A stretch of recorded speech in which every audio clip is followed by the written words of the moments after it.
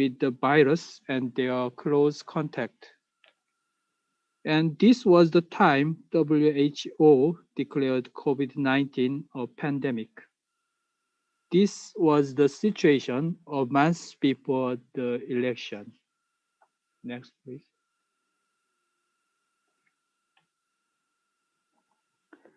The rapid spread of virus made the public concerned and anxious about their safety when they go to polling station to vote.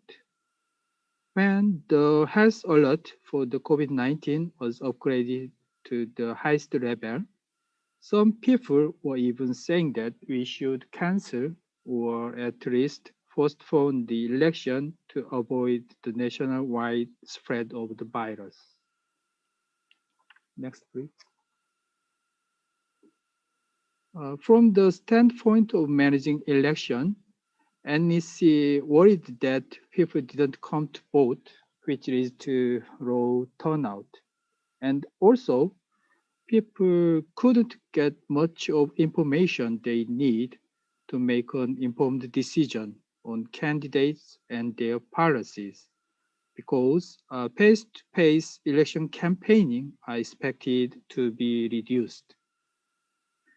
Furthermore, we expected that coronavirus patients were not able to vote because of the quarantine measures, which clearly weakens the legitimacy of the election. Above all, the election itself could cause the nationwide spread of the virus and worsen the situation. Next, please.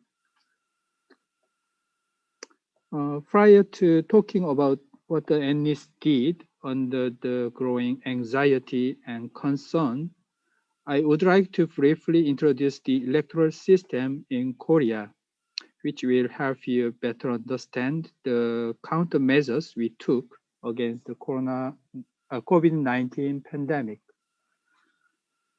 The election commissions in Korea have a four-tier organizational structures consisting of the National Election Commission at the central level, 시도 Election Commission at the provincial level, 구시-군 election commissions at the municipal level.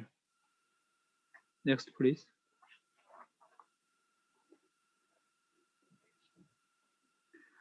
In Korea, election management process begins with preliminary candidate registration. Candidates, after the registration, may do election campaign for 13 days till the day before an election day. Then there will be actual voting and counting and announcing the elected candidate. Next, please.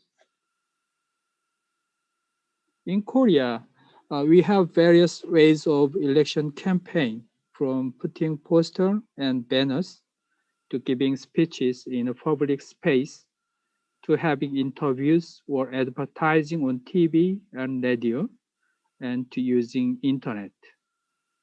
Among those traditional campaign methods, public speech is the most affected one because of keeping social distance to prevent COVID-19 from spreading out. So this time, many candidates used contactless forms of election campaign methods such as social media, text message, and email due to the concerns of possible spread of coronavirus infection. Next, please. People in Korea can cast their ballots in these 5 ways: overseas voting, Shepherd voting, early voting, home voting, and election day voting. Those who cannot move freely because of disability, serious illness, or living in military barracks can do home voting. Voters also can do early voting, where they may cast their ballots at every place around the country for 2 days from 5 days prior to election day. Next, please. After voting has closed, ballot boxes are transferred to the competent Gushi-gun counting centers. We do have ballot sorting machine, but it is only used to have sort ballots by candidate by reading the mark made by the marking device and its location. So therefore, actual counting of the ballots are done manually by counting steps. Next, please. Against the backdrop of growing the concerns and anxieties, the NIS built election management system to respond to the health crisis. Next, please. The National Election Commission set three principles for a safe election in response to the COVID-19 pandemic. Firstly, NIS made it clear disinfecting as much as possible is the best election management to create a safe voting environment. Secondly, the NEC should meet our obligation to guarantee suffrage as much as possible. Thirdly, to fulfill those responsibilities, close cooperation with related organizations cannot be overemphasized. Next, please.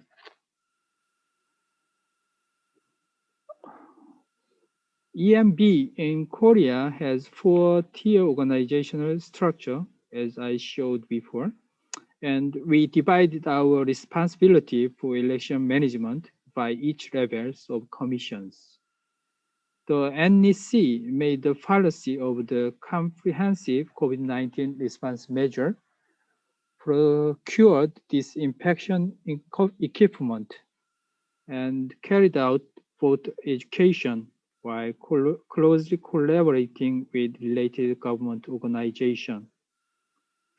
17 pseudo election commissions monitored the infection status and supported Gushi-gun election commissions in their competent region. 249 Gushi-gun election commissions secured and trained polling and counting staffs.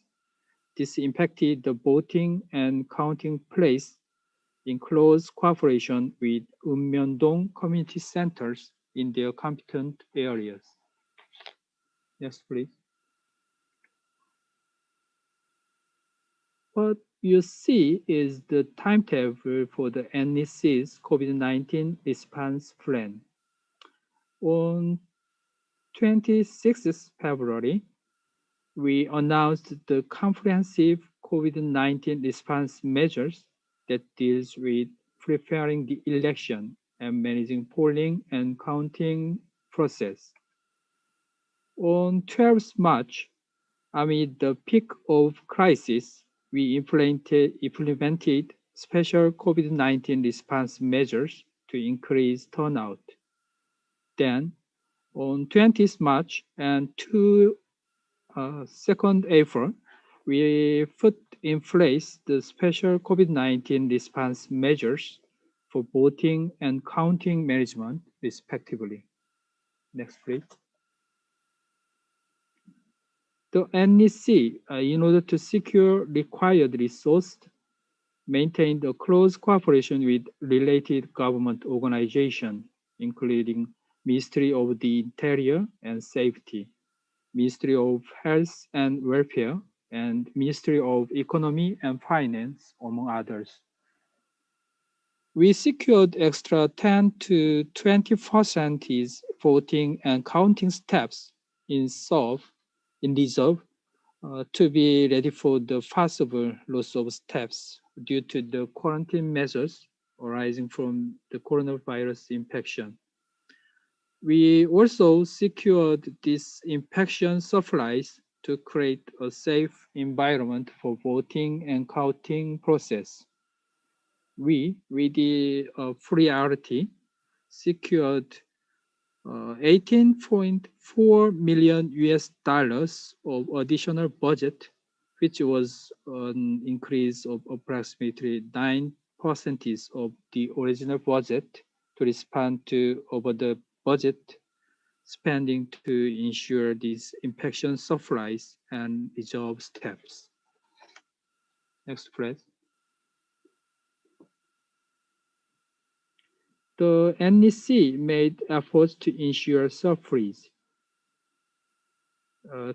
to create a safe voting environment. We disinfected polling stations and counting centers and put sanitary procedure in place in these places.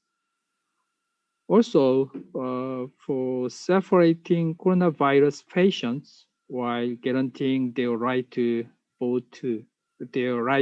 vote, will allow the coronavirus patients and those who are in quarantine to do home voting, and also set up eight special early voting station for the patients. Next, please. Now I'll tell you what the NS did to respond to the crisis more in details. Next, please.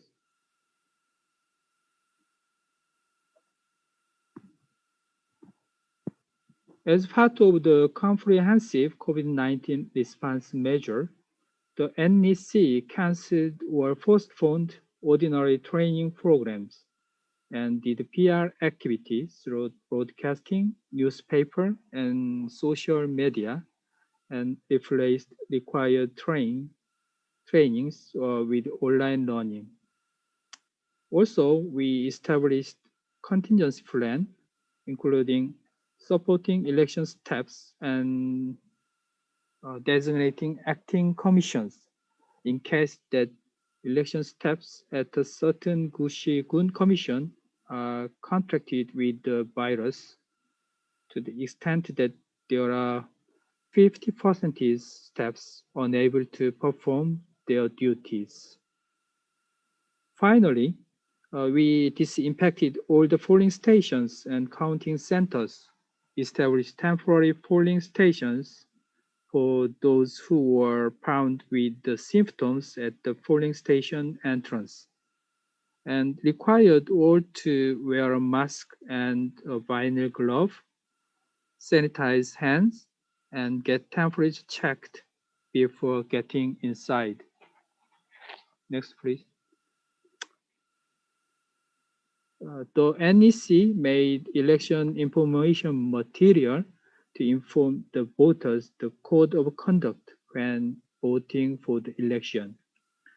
It was mostly about the basic hygiene and sanitary measures they needed to follow in the polling station. We also made the election guide for voters to be informed of what kind of procedure they need to follow to vote in the polling station. Next, please. Next, please. The NEC made a systemic approach for media and public relations to increase voter turnout. Most importantly, we needed to deliver the message contained in the voter code of conduct and the election guide for the electorate to be well informed of the fact that the polling station would be safe for all the measures we put in place. First of all, the chairperson of the NEC made a public statement claiming the concerns of the public and calling for their participation. We utilized the news and radio comments and TV campaign and subtitles to transmit a broadcasting of message while posting them in the NEC website and in special media platforms, including internet portal, blog, and influencers' viral videos. Next, please. The NEC run Korean election broadcasting station. The station made several information video and did a real-time broadcasting on the election day. The video they made were about the polling station disinfected, sanitary and hygiene measures implemented, and how to go on a vote while following the voters code of conduct and election guide. Above all, the station transmitted a live broadcasting showing the real-time images of polling station and counting centers on the election day through social media platform and internet portals. Next, please. The NEC to ensure a safe voting environment by using private companies specialized in disinfection disinfected every polling stations across the country before and also after voting is carried out. We implemented sanitary and hygiene measures in all the stations, including temperature checks at the entrance, disposable gloves, and hand sanitizer provided. 1 meter social distancing also maintained, and even temporary polling booths set up for voters with symptoms such as a high temperature of 37.5 Celsius degree or higher. Yes, please. Originally, home voting is allowed to those who cannot move freely because of disability and etc. Within the existing legal frame, NEC expanded home voting to COVID-19 patients and those who are in quarantine as a way to reduce the number of disenfranchised people due to the COVID-19. Next, please.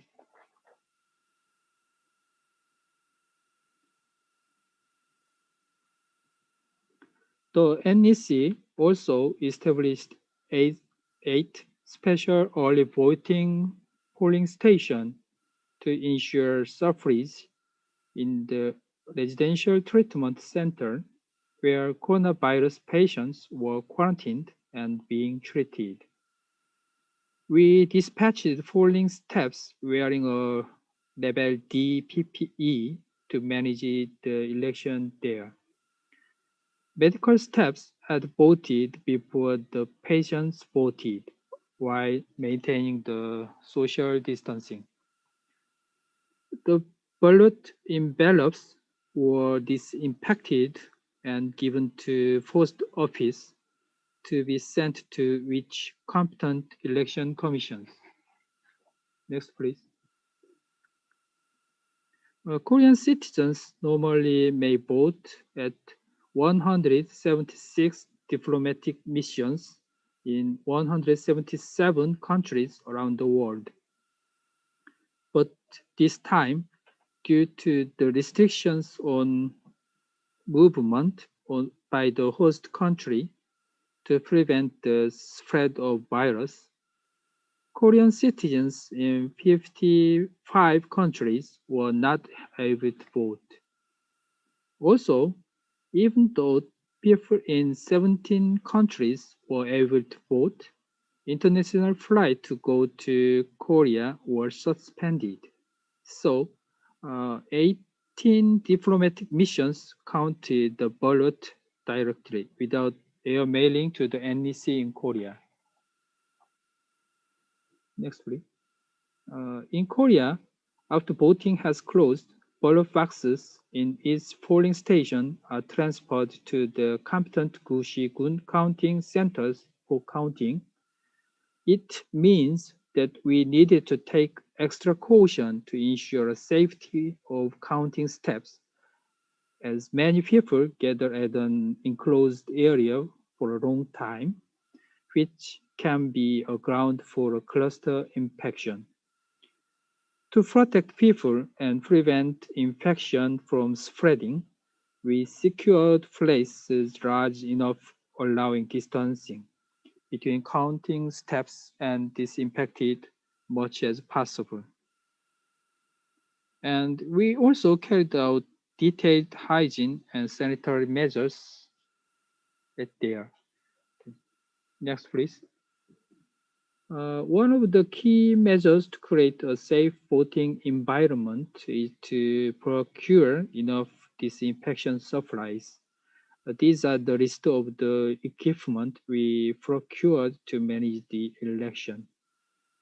Next, please. Next, please.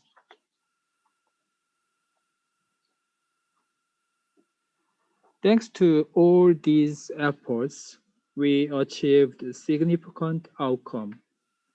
Despite the COVID-19 pandemic, the voter turnout for the 15 April National Assembly election was nearly 66%, which is the record high since 1992.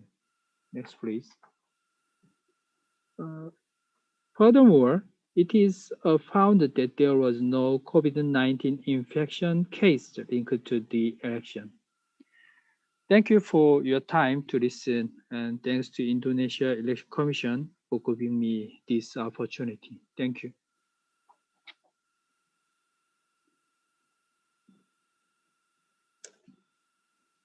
Thank you, Mr. Kim. That was a very impressive effort made by the Korean Electoral Commission.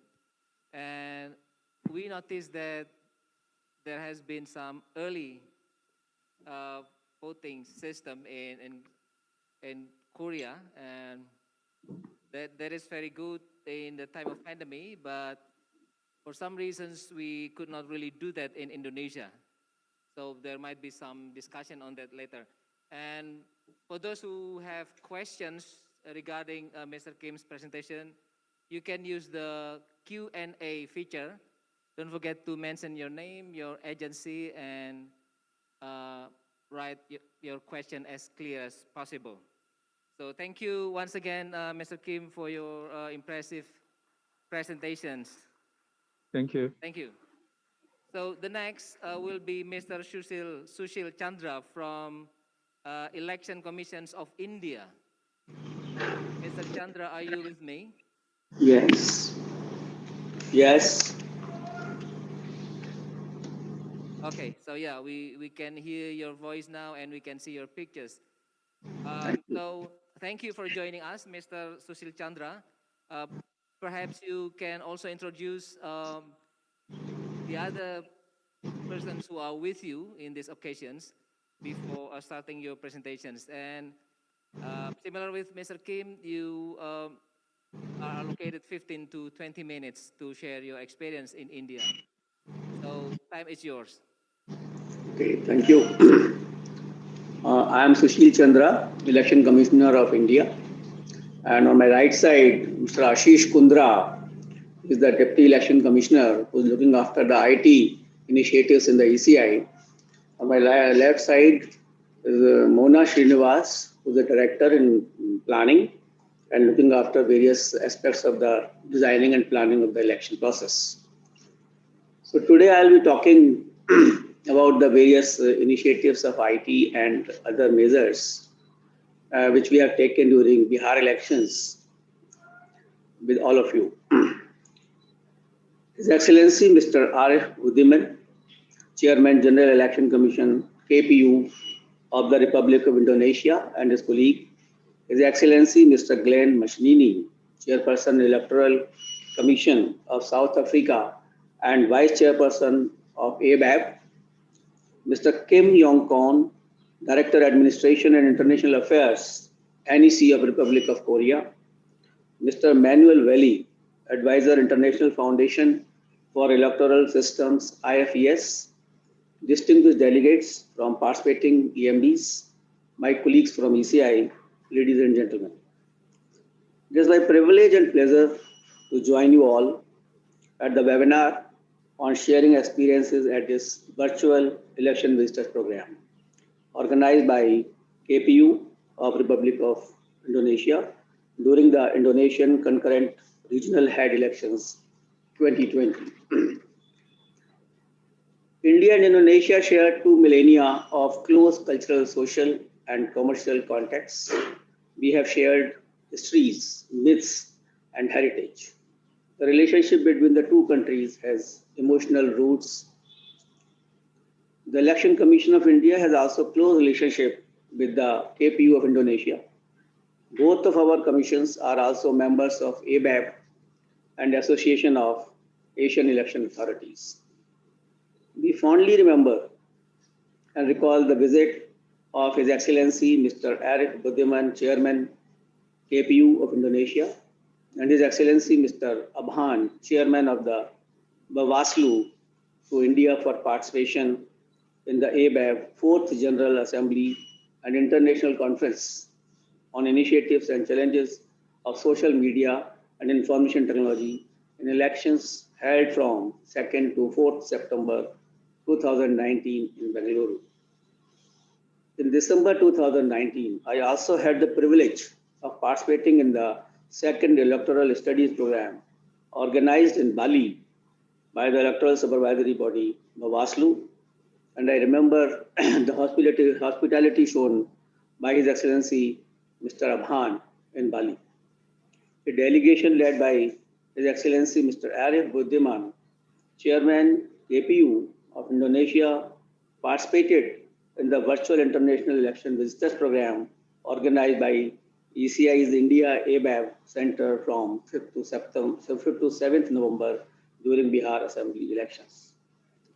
I'm grateful for the opportunity to share my views on a theme which has become a defining challenge this year for election management bodies around the world. The pandemic has altered the dynamic of every human activity and redefined social interface. Elections are no exceptions to that. In fact, the entire spectrum of electoral processes run contrary to social etiquette warranted by the contagion. In election, a small step requires social interface. Political campaign in all democracies involves large crowds of people congregating to listen to views of leaders. Voting day sees a large gathering of people queued up around polling stations to exercise their right. Even the counting of votes in designated halls has a large number of security forces and election officials. It is almost like a festival which is felt and felt by the voters whenever an election is held in our country. Needless to say, in nations such as ours, which have a large population base, the risks and challenges are even much greater.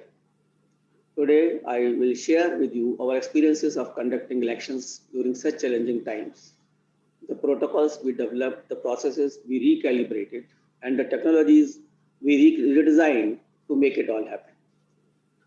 Actually, the elections in Bihar but to be completed before November 30th, 2020. Like many other MBs, EMBs of the world, we were also faced with the dilemma of how best to conduct an election that would not jeopardize the safety and health of our citizens. We were having challenges before us that should be postpone the democratic right initially, or if we conduct the elections, how safe it can be. We should not be called as a spreader of disease, or how to have a safe elections and without affecting the turnout. We were very much concerned about that if we conduct the election, whether the voters will participate in election process or they will shy away from that. So there were three challenges before us before we took a decisions in this regard. We had a on the ground meetings. Our teams had gone to Bihar, Patna, to discuss with the various authorities. We also had a very long discussions with all stakeholders, including the health ministry officials, the home ministry officials, and other stakeholders like political parties, the voters' bodies, so that we can design, we can calibrate, we can revisit our SOPs so that the election should be absolutely safe. Because once we decided that we will hold the election, we will have the elections, then the challenge was before us as to how safe elections can be done without affecting the turnout of the voters. and we decided that we will have the elections. What were the bigger challenges then? This, that how should we have election? We had the elections, and to your surprise, we had a larger turnout than the earlier elections of 2015. So, but there were many challenges, and how we overcome that and how we revisited our policies into this. I like to highlight various issues into this regard.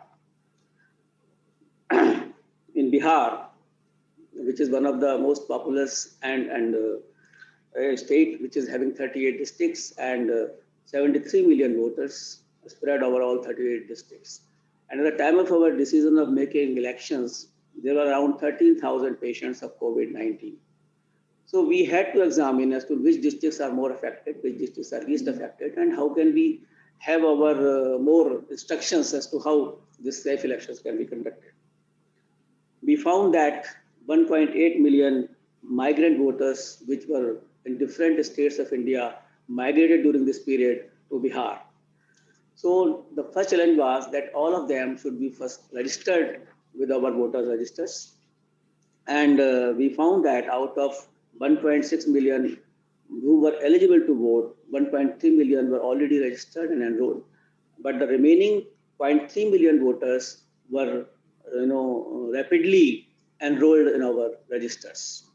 Our district officers went personally to their houses and to get them registered. Always strive very hard for that our electoral participation should be possible, should be as good as possible, and we don't hesitate in contacting each and every voter in this regard.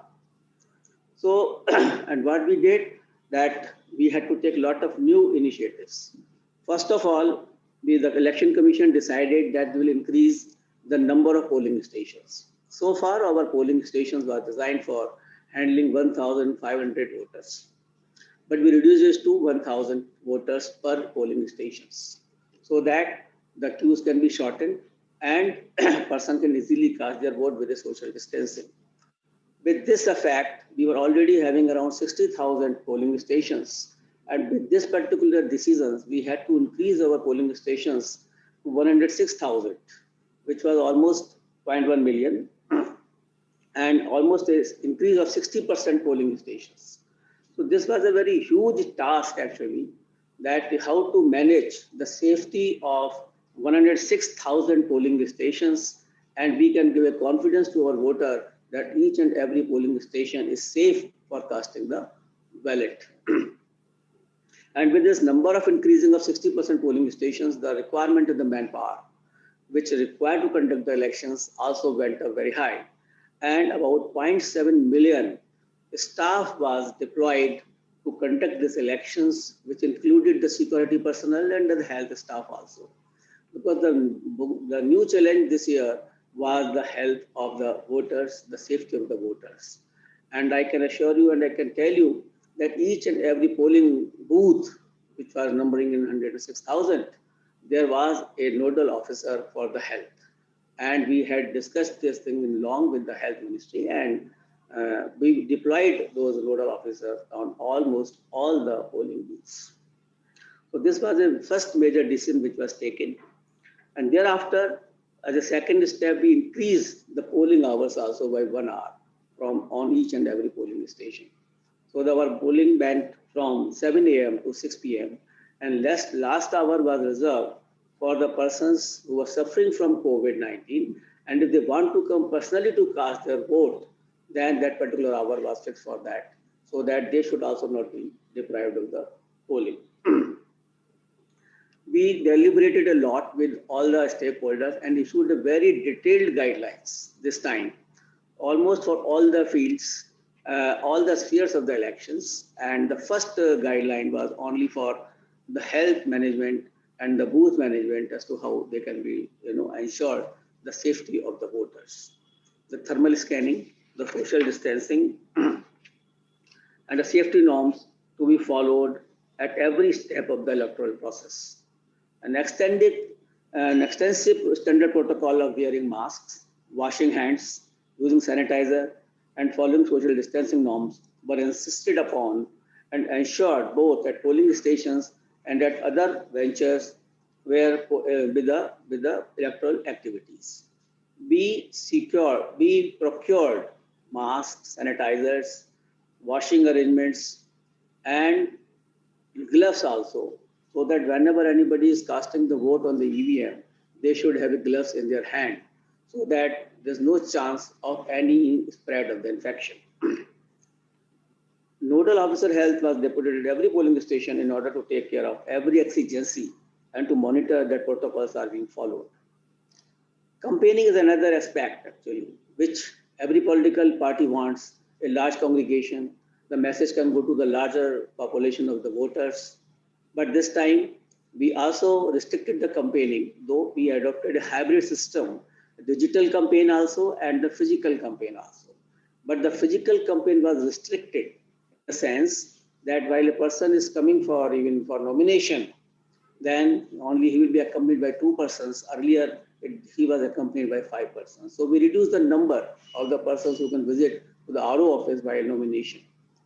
Similarly, while campaigning, it was ensured that all the grounds in which the physical campaigning is being done, only those number of persons will be allowed to attend which are in conformity with the social distancing norms.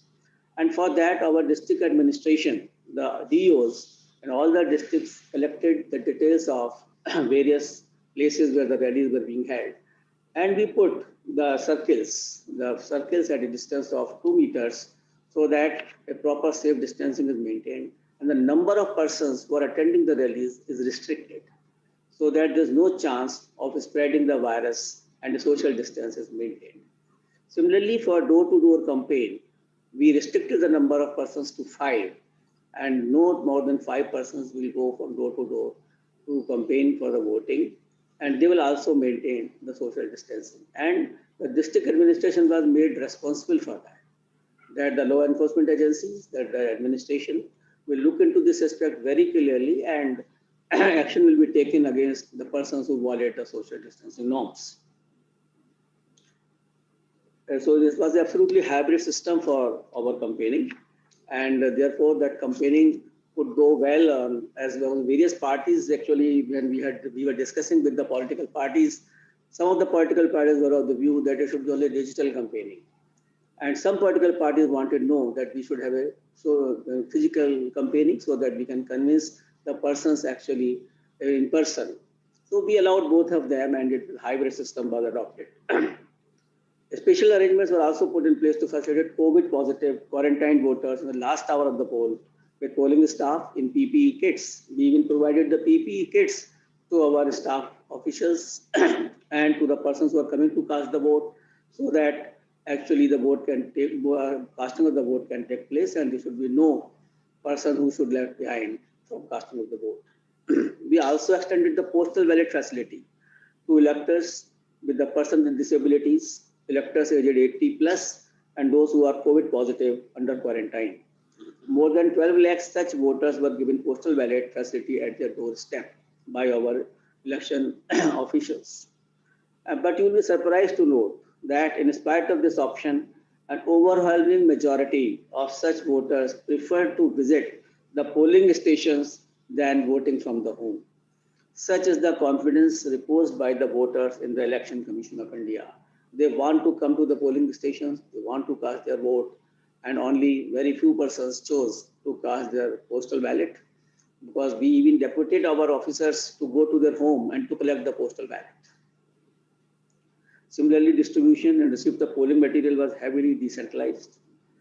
And the counting, as far as counting is concerned, the number of counting locations was increased from 38 to 55, and the number of counting tables in each hall was reduced from 14 to 7 to maintain a social distancing among the election staff who's involved in the counting of votes. But I must share with you that despite such a massive increase in terms of the spread of election infrastructure, the counting of more than 40 million votes was completed, and results for all 243 constituencies were declared before dawn of the next day. So in much less than around in 20 hours, we could count all the votes and we could declare all the results in all 243 constituencies. The collection and disposal of biomedical waste, which was also an important issue, and we cannot be ignorant to the environment. So biomedical waste was emerged as another challenge for the EMBS, and in Bihar, elaborate guidelines were drawn for tagging of polling stations and other places where biomedical waste was generated, and the steps were taken for its safe disposal. Another area which I would like to highlight is the SWEEP program, that is our Systematic Voters Education and Electoral Participation Program. Because there was a big challenge as to how to communicate with the voters. We are making our polling stations safe, we are getting them sanitized, we are providing the sanitization material to the voters, but how to convince our 73 million voters in Bihar that please come, cast your vote, the polling station is safe. So we put this SWEEP program, that voters education program, in full swing by using even the community radio program, the digital means, the digital media, the multimedia forums, including the advertisement at various places, and so that the voters can be confident, the voters can be spoken about it, the confidence can be generated in them that please come, you have to cast your vote, and the polling stations are safe. And I'm very happy to say that this program was absolutely successfully completed, because of which our turnout was much more than the last elections, and the person participated in spite of being, in spite of having a COVID-19. So the election commission's efforts absolutely were quite fruitful, and we were vindicated by the voters of the Bihar that they could repose, they could have a complete faith in the system of electoral process, and they cast their vote.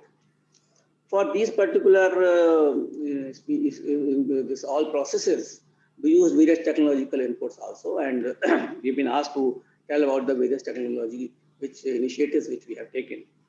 Though in detail, my colleague Mr. Ashish Kundra will give you a full presentation, but nevertheless, I would like to mention various important technological innovations and the technology, how we had that, how the technology helped us into improving our electoral system during this COVID-19 period. Because technology can be leveraged in such a scenario, both to enhance the transparency and credibility of election, and also to minimize person-to-person contact. For many years now, ECI has used the latest technology to reach out to more and more people. Today, we have created a unified digital data base of over 920 million electors in the country. We have online facility for enrollment as voter, making changes in the voter details and checking name in electoral roll online.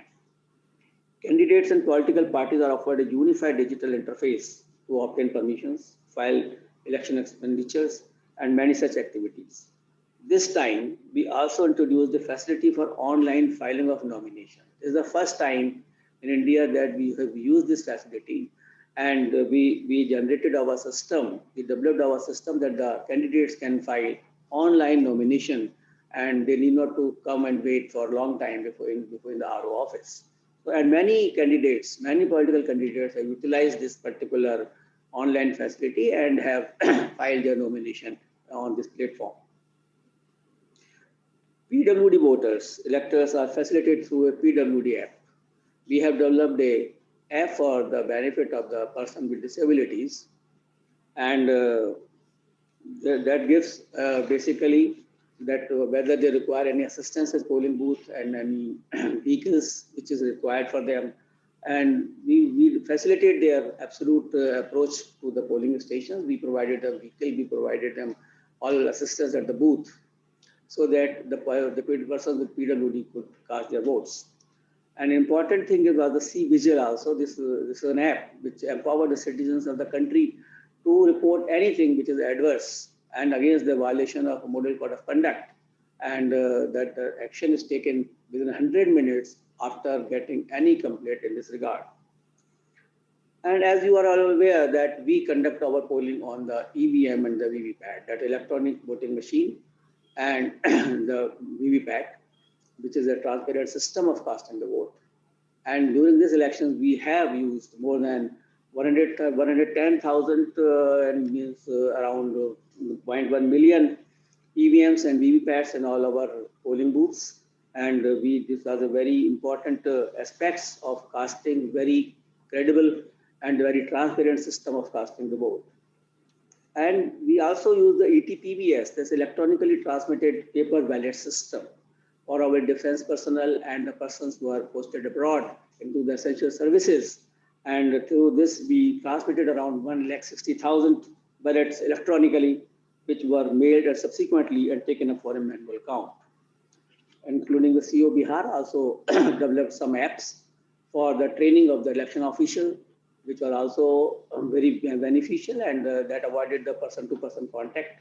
So that was a good technology which we use for educating the staff. We use it for the voters and to help the citizens of the country to report any manipulations or any mishandling of the persons. Even as I speak with all of you, we are now gearing up for the next round of elections. 4 large provinces and a union territory are scheduled for elections over the next few months. The election machinery in each of these states is already in the process of deploying even deeper technology solutions for safer elections. As the year 2020 draws a close, it is indeed an opportunity for all of us to look back at the challenge humanity faced in this year. There is a sudden realization of something we always knew, that the world, despite its national, linguistic, religious, and myriad other differences, is one single whole where mankind has lived and flourished. It is a feeling of togetherness, of being one in the cosmos. I look forward to happier and healthier 2021 as we inch closer to a vaccine that will relieve us all of the deadly virus and make it a thing of the past. Challenges and problems will continue to confront us, but hope, faith, and conviction will always carry us through. This is my firm belief. Thank you so much for listening to me patiently. Now, in 5 minutes, my colleague Mr. Ashish Kundra will just give a slideshow on the.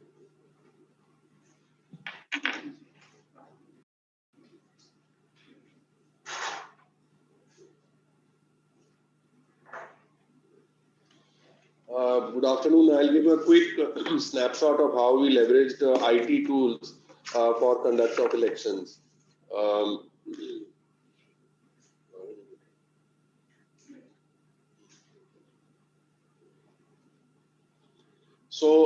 COVID-19, of course, for elections posed enormous challenge, as Chandra sir has just highlighted. Safety was a primary concern, and social distancing, of course, became the new normal. The idea was, how do you inspire trust of the electorate that the arrangements are safe? How do you manage crowds both at the polling station and at the campaign ground? And of course, for the staff, your own staff, how do you ensure that it's safe? The vulnerable segments, those who are aged and those who are physically challenged, also had to be catered to. Technology, of course, was an enabler, and we tried to leverage technology tools to overcome these challenges. So, just a quick snapshot of Bihar: 73 million electors and more than 730,000 election staff was deployed for conduct of elections. The first step was, of course, registration of electors. We have an online platform for registration, both by way of a mobile application and a web-based application. And ahead of the election, more than 2.2 million forms were received. More than a third of them were online. And that, for a state which is primarily a rural state, is, I think, a big shift which we witnessed. Then migrant population, as was pointed out, were also kind of enrolled in this process. Voter education. There was a voter guide which was prepared for all voters to kind of educate them about all safety protocols, and all kinds of digital tools were used, including WhatsApp, Facebook, Twitter, Instagram, to drive home the point that your safety is paramount and it is in your best interest to wear masks, to maintain social distancing, and so on. For candidates, as was pointed out, in India, we have a tradition that whenever a candidate goes to file his nomination, they go in large numbers. So this time, we kind of introduced this online filing of nominations, including the payment of these deposits by the candidates. There's a mobile application, which was a single point of interface for all candidates and political parties to secure permissions online, whether for public spaces, rallies, meetings, etc. And a large number, more than 45,000 permissions were granted through this platform. C-Vigil is an application by which it's like crowdsourcing of complaints from voters. If they see that there is some let us say violation of the model code of conduct which has been notified by the election commission, they are able to click a picture or a video, upload it with a time evidentiary stamping, so that we know that where it happened, and then a team rushes to the spot to redress the complaint. Within 100 minutes, the mandate was that within 100 minutes, the team has to resolve the problem. The electronic voting machine, of course, is a huge asset which has been used now for a considerable length of time. This application basically is a single focal point for end-to-end tracking of the machine. From the moment it leaves the warehouse till the time it reaches the polling station. And there's a randomization tool so that nobody knows which machine is allocated for which polling station. For persons with disabilities, there's a mobile application which enables people to self-mark themselves, indicating the kind of disability that they are suffering from. And while the postal ballot facility was introduced this time for the 80 plus voters and also for people with disabilities, those who wanted to go to the polling booth, they could give an online request for a wheelchair, and also for doorstep assistance where required.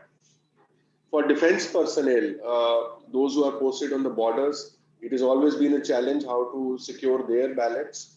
So we have introduced the system of transmitting the ballot electronically, which is then brought back by mail and counted as a postal ballot. Personnel management, again, a large number of staff. Again, we have to ensure for fair play and transparency that no one knows to which polling station they are allocated. And there is a randomization tool which was used for this purpose. There's a mobile application which was deployed for training and also ensuring that everybody, because normally we have been accustomed to in India to have a face-to-face training session. But this time, this was a big challenge, and fortunately, using tools such as the one we are using right now, we were able to overcome them. So digital training program on law, on procedure, on use of electronic voting machine, on safety protocols were all hammered in for the polling staff, all through digital medium.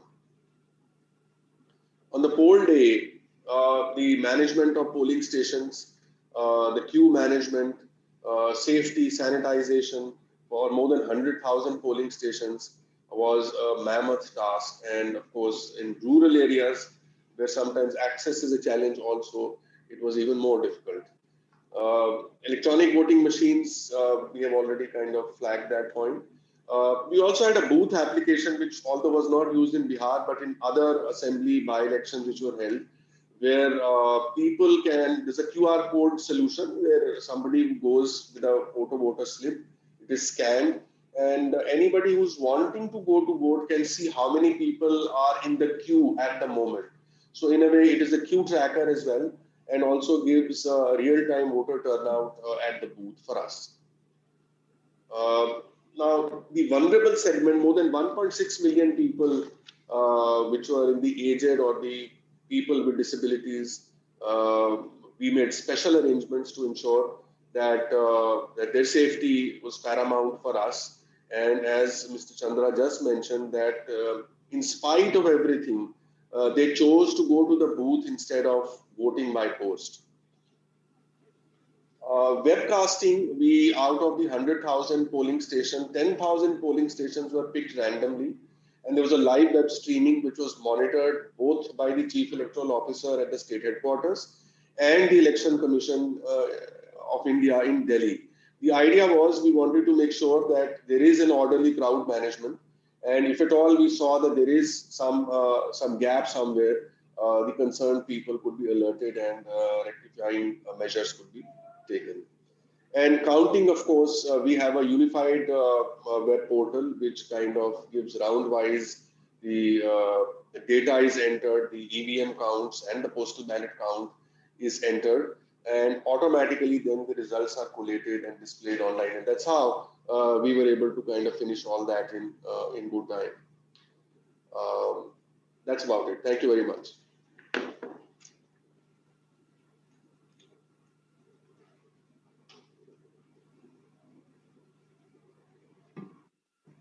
Thank you.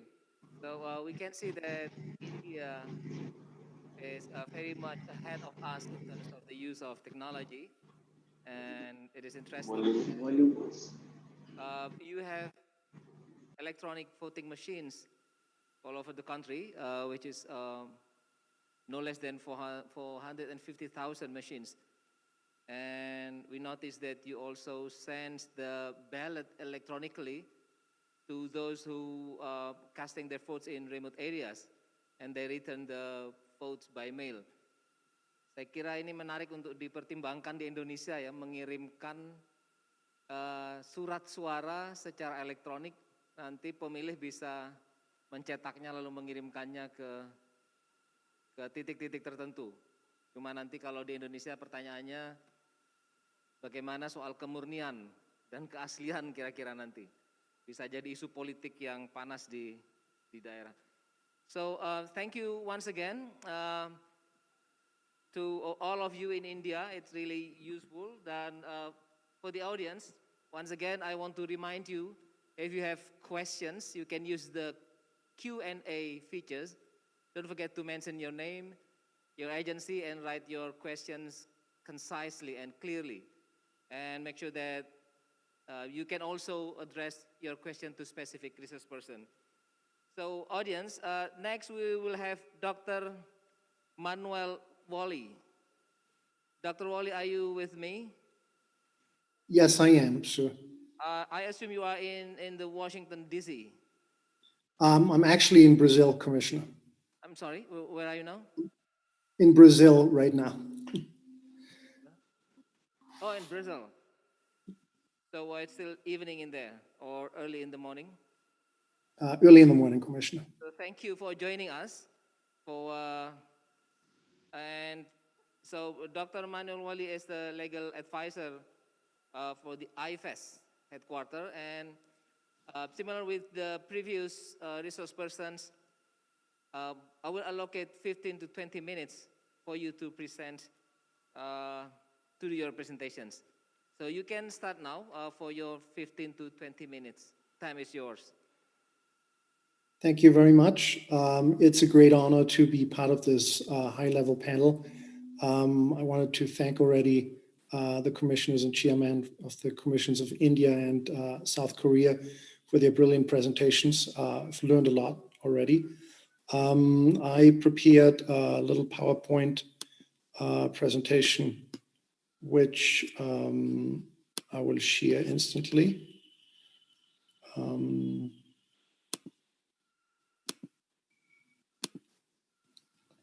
I will be speaking exclusively about vote by mail, starting perhaps with a brief global overview. We've heard already that the commissions in South Korea and in India expanded the ambit of voters who were allowed to vote by mail because of COVID. And this is something that happened in many other countries to varying degrees and to varying uptake by the voters. Just historically, to go back, voting by mail in many countries started for out-of-country voting, where countries have large diasporas in certain countries, and that diaspora lives spread out and far away from a diplomatic mission. Many countries opted to mail ballots to those out-of-country voters. And that's been going on for quite a long time. And as a more recent development, more and more countries have begun also to allow voting by mail in country. There are still 46 countries in the world, and these are just 4 examples, some of them major democracies, that provide vote by mail only out of country. Italy, for example, held a referendum this year. France held local elections. And they allow the out-of-country voters to vote by mail, but they don't allow mail voting in country. And that's 46 countries. Indonesia is one of the countries that provides for vote by mail out-of-country optional. And here's quickly a map of the world that shows what types of out-of-country voting countries provide for. The countries marked in yellow allow out-of-country voting only by mail, and then the countries in purple provide for multiple options. When we talk about voting by mail in country, there's really 2 different types of by mail voting. One would be called, in the US at least now, absentee voting.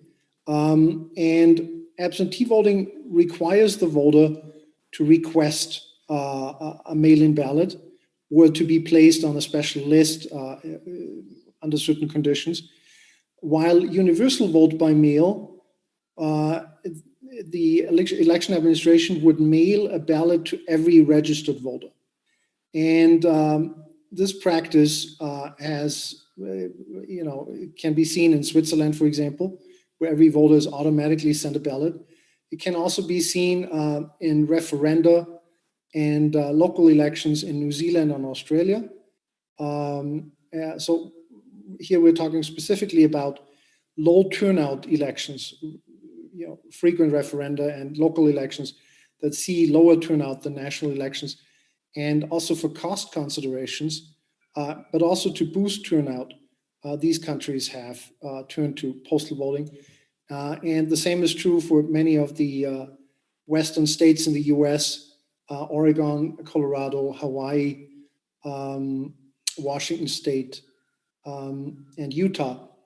And then there were instances of countries or states, rather, that switched from absentee voting. As I said, in Germany, there is absentee voting. But in the state of Bavaria, that held elections at the same time as South Korea at the peak of the pandemic, with an electorate of about 10 million voters, they switched to universal mail voting for their runoff for the local elections because they had COVID cases in the first round transmitted at polling stations. So they decided to send a mail-in ballot to every one of those 10 million voters. And it worked quite well. If we look at postal voting in country in Europe, it's not as many countries as one would think. Ireland is an interesting case because Ireland doesn't have out-of-country voting, but they have postal voting in country. So I had been speculating, what if an out-of-country voter orders a ballot in country and then has it sent to them, then hypothetically they could vote out of country. This is an interesting map. It was a big political controversy in Poland. The elections were scheduled for June this year. Again, it wasn't the peak, but it was still a very strong pandemic rate at that time. And the government proposed to hold all mail voting and presented it as a package which comported shifting the power to manage the elections from the Independent Election Commission to the Postal Service. And the opposition rejected that. So ultimately the elections were postponed rather than held by postal vote, even though even the postponed elections allowed individual districts to conduct voting by mail, and 2 of those districts did so, districts that had the highest COVID rates. In the United States, postal voting in country goes back to the Civil War. Again, like we heard from India, servicemen who were dispatched away from the place of voter registration were already being provided postal ballots then. So this is the 1860s, and there were some fraud allegations at that time. But postal voting was preserved in the US, also in country, and some states advanced it much more briskly than other states. And for the pandemic, in addition to the 5 states that I've named before, Hawaii, Oregon, Washington, Utah, and Colorado, another 5 states joined the universal postal vote group of states in the US, which was one of the things that sparked controversy because certain political forces were and remain opposed to sending every voter a ballot, even though that is proven to be incorrect, that there's a political bias in that. The legal framework also changed temporarily in many US states that required specific grounds to request an absentee ballot. And fear of COVID infection was added as a ground to request an absentee ballot in a very large number of US states. A few states remained behind and did not allow that. But again, in 34 states in the US, fear of COVID was a ground to request an absentee ballot. States that don't have universal ballot distribution, but where absentee ballots must be requested. And then a number of US states, 9 states, mailed an absentee ballot request form to every registered voter, which also was quite a novelty on grounds of COVID. And then there is a growing number of online portals where voters were able to request absentee ballots online, which obviously shortened the time span that was necessary. Rather than having 3 or 4 postal round trips, you have an online application and the ballot is mailed out and then mailed back. So you only have 2 trips by mail. And then there were 7 states that did not accept fear of COVID as a grounds to request an absentee ballot. Texas, the case went to the Supreme Court, and the Supreme Court said, no, this does not suffice to be afraid of infection to request an absentee ballot. But it's a small minority of states. Now, vote by mail obviously can bring certain benefits, can ease access for persons with disabilities, especially people with mobility issues. And but it's interesting if we look at the evolution here of the growth of vote by mail of persons with disabilities and persons without disabilities, it moves in lockstep. And so voters with disabilities seem to want to do what voters without disabilities are doing. It's also that some jurisdictions have been using the provision of postal voting as a pretext not to make polling stations accessible, wheelchair accessible. So that is obviously something that needs to be avoided. Generally speaking, vote by mail also needs additional features. Like, for example, the Election Commission of India said that ballots are being transmitted electronically. If that is done, there can be special features added for persons with disabilities to use their devices, the home-based computer devices, to complete the ballot. So electronic ballot transmission is quite important for the PD community. I'm now turning to timelines because timelines are extremely important for postal voting. And as you know, as opposed to the other 3 panelists from South Africa, India, and South Korea, the United States does not have a centralized election administration. It's very heavily decentralized. There's about 8,800 counties that conduct separate elections in the US under 50 state laws. But again, even within states, the practice of counties can be quite different. The timelines are regulated by state law. And one of the issues that came up for expanding vote by mail, and it was exposed quite starkly over the primary elections earlier this year in the US, when about 550,000 postal votes were received by the election administrations after the cutoff date and were invalidated. So there was a strong fear that this was going to recur at the general elections. Interestingly enough, it didn't. I'll go into the reasons why it didn't, but just in terms of looking at the legal framework, we still have 16 states that allow voters to apply for an absentee ballot just a few days before the election date, but then require the ballot to arrive on election date. And those are these states marked here in orange.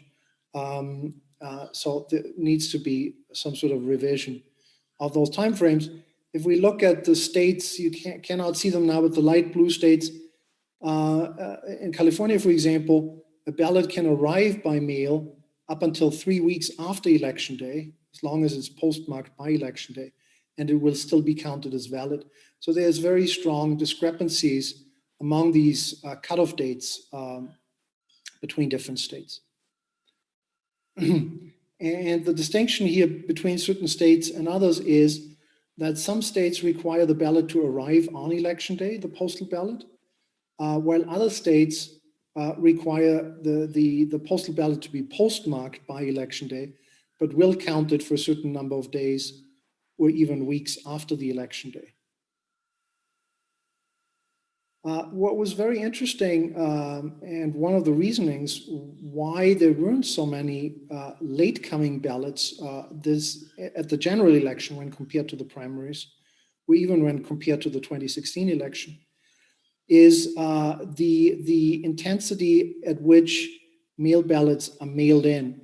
And one of the aims was to flatten the curve so that what you can see here is most of the ballots still arrived very briefly before election day or on election day by mail. And this was the 2018 election, midterm election, I believe. While at the general election this year, ballots arrived very early. Like, for example, in Georgia right now for the Senate runoff, voters really mail in their request their ballots and mail them in very early. So they were sensitized through the media also. And because of the ballot losses at the primaries, voters are keenly aware and heed the timelines. So one of the issues, one of the problems, one of the challenges of postal voting when compared to polling station voting is the inability to reconcile the number of ballots provided with the number of votes cast and the ballots remaining. Because some voters who request and receive mail ballots or automatically receive them may simply decide to abstain. And that number is very, very difficult to gauge. So there is an issue with chain of ballot custody in postal voting. And the US in the general elections, even when compared to the primaries from earlier this year, made enormous strides in tracking ballots. There's always been a tracking of the ballot itself with a barcode in order to prevent double voting. So when the ballot arrives, it's scanned in and the voter is marked off as having voted with that barcode that's on the ballot. So that prevents double voting. But the bigger issue at the primaries was that a lot of ballots were lost in the mail. So voters were demanding to be able to track their ballots, and that can be done with a mail barcode. It's called a STID, Service Type ID. And most jurisdictions, I believe over 90% of the jurisdictions in the US right now, mail out their postal ballots with that type of tracking that then allows the voter to see where their ballot is in the postal stream, and not only upon receipt. My colleague Staffan Darnolf, who some of you might know, for example, voted in Maryland, and he received an email. He opted into that. He received an email once his ballot was received by the election administration and counted as valid. And that is important because sometimes postal voters forget, to date the ballot or to sign the ballot. By law in many US states, they have the right to rectify their clerical errors in order to have their ballot counted. And the tracking allows the election administration to notify voters either by SMS or by email that they need to come in and fix their ballot, or even SMS in an affidavit that it was in fact them who cast the ballot, and that would then make the ballot valid. One of the reasons why the rate of late ballots was relatively low at the general elections was the expansion and the introduction of ballot drop boxes. Those drop boxes have video surveillance. Many laws regulate, the opening hours, the process of emptying them, where they can be placed, how they must be secured. And the advantage of that is that you could have postal voting without using the postal service at all. I, for example, also received my out-of-country voting ballots as a PDF attachment from New York. So if you receive the ballot electronically, you print it at home, you complete it, and then you drop it in a drop box rather than the mail service. The risk of mail failure is entirely eliminated. And in Colorado at this point, one of the states that has the longest postal voting history in the US, about 80% of voters dropped their postal ballots into drop boxes rather than the mail. The same in Germany. I think in Germany is about 60% now using drop boxes, and also in Switzerland. The independence of the postal service can very much be an issue, as we've heard about Poland, where the postal service is under a government ministry. And there was also controversy in the US because a new postmaster general had been appointed who eliminated critical sorting infrastructure for flat mail, since most postal services are now shifting to parcel mail with e-commerce, and election mail is obviously flat mail. So sorting capacities had been reduced just in the run-up to the elections. Then there's a number of countries actually a small number of countries that require postal ballots to be sent by registered mail. And South Korea is one of them. Austria and Luxembourg are the others. And Bosnia and Herzegovina requires voters to return postal ballots by registered mail. That obviously eliminates the suspicion that ballots are just left in a building lobby and somebody can just pick them up and commit impostor voting. So if it's registered mail, then the voter signs for the ballot receipt and closes that vulnerability. But there's a cost issue attached to registered mail. It's quite expensive. Now, one of the issues the states in the US faced was a lot of the states that didn't really have postal voting traditionally didn't have infrastructure to count postal ballots in mass. They used to get 5,000 or 10,000 postal ballots, and now with the epidemic, with the pandemic, much larger numbers of voters in the US opted in to postal voting. So many states needed to centralize results management rather than let individual small counties handle it. And they had to procure machines to slice open the envelopes and then to optically scan the postal ballots for counting. Then there were more vulnerabilities in terms of ballot validity.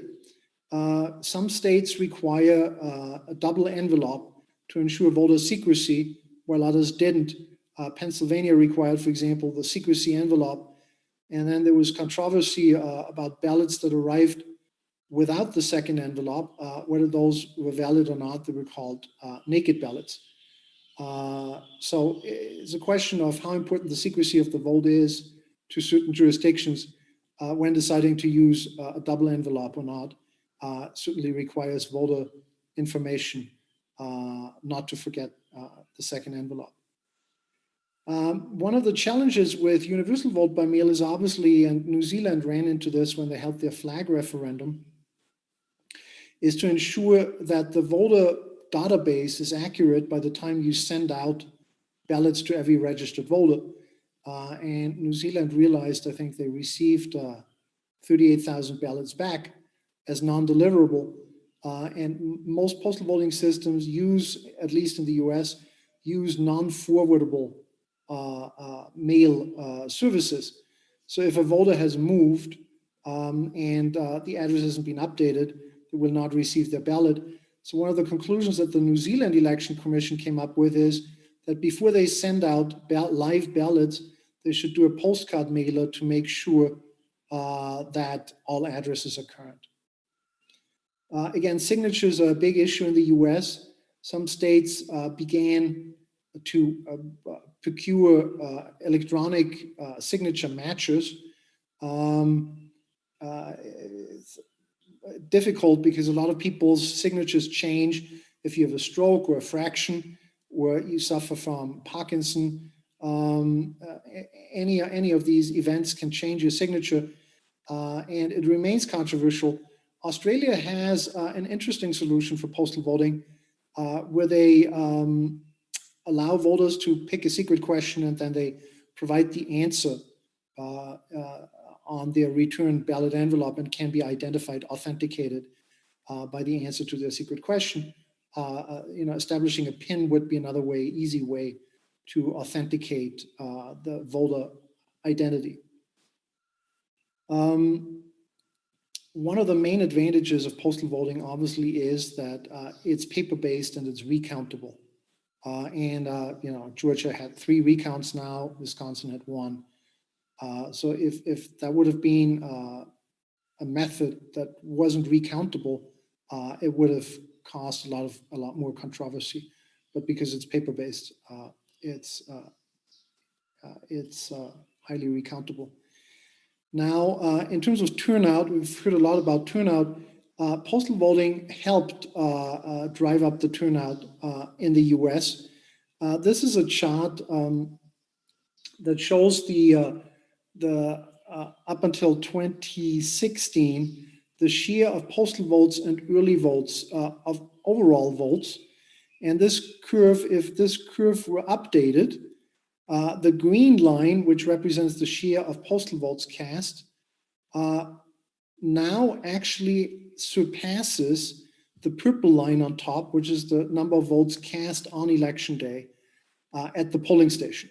So at the general elections, more people voted by mail in the US than voted at the polling station on election day. Then another 35 million people voted early in person at polling stations. So overall, over 100 million votes were cast before election day, and under 60 million votes were cast on election day at polling stations. And over 65 million ballots were cast by mail in the US general election. Unfortunately, we can't see the right column right now, but it will show you the growth. Again, it's over 100 million now votes cast before election day. And what is interesting is that this is traditionally one always thought that older people would vote by mail, but what voting by mail did in the US, it especially brought first-time voters and younger voters into the democratic process. So the percentage of young voters that cast vote by mail was especially high. And here you can see a state-by-state breakdown of where postal voting was before the pandemic and where it is now.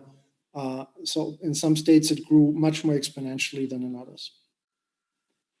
In terms of cost, New Zealand is an interesting example where you can see that the pure registered voter cost for the elections held in person, for the general elections, parliamentary elections, for example, which they've also now held during the pandemic, is 8.18 New Zealand dollars versus less than 3 New Zealand dollars for the postal voting referendum per registered voter cost.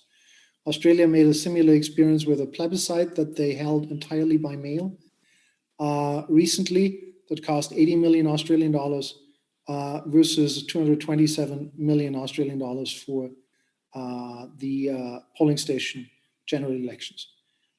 Colorado saved about $6 per voter by universalizing vote by mail. Most of these states still operate polling centers on election day because they have same-day registration, and that obviously you can only do if you have polling centers open. And other US jurisdictions, Orange County, California, for example, save between $2 and $5 per registered voter through postal voting versus setting up polling stations. Thank you so much for your attention. It's been a great honor to be part of this panel. I'd like to thank KPU for the invitation. Thank you very much.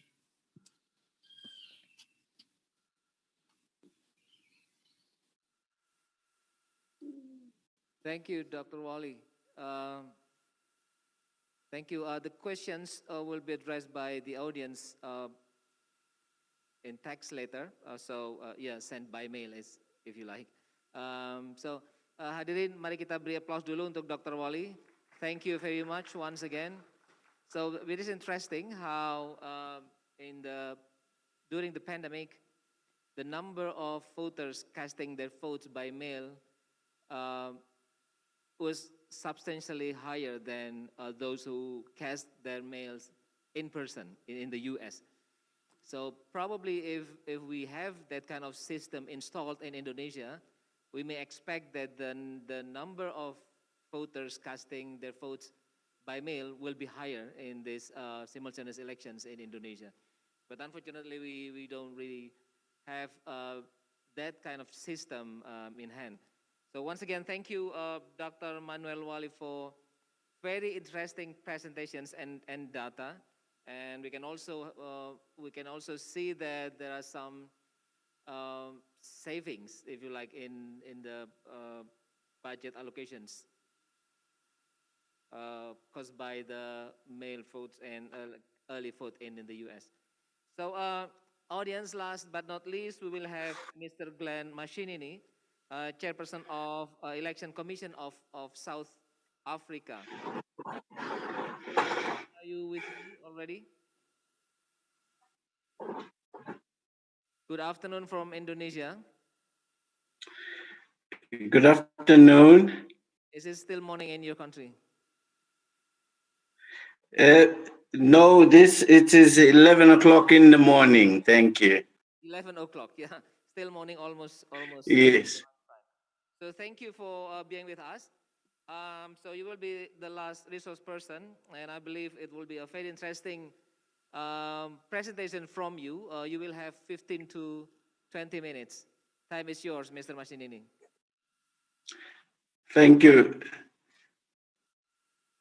Thank you, and just request the presentation to be put up.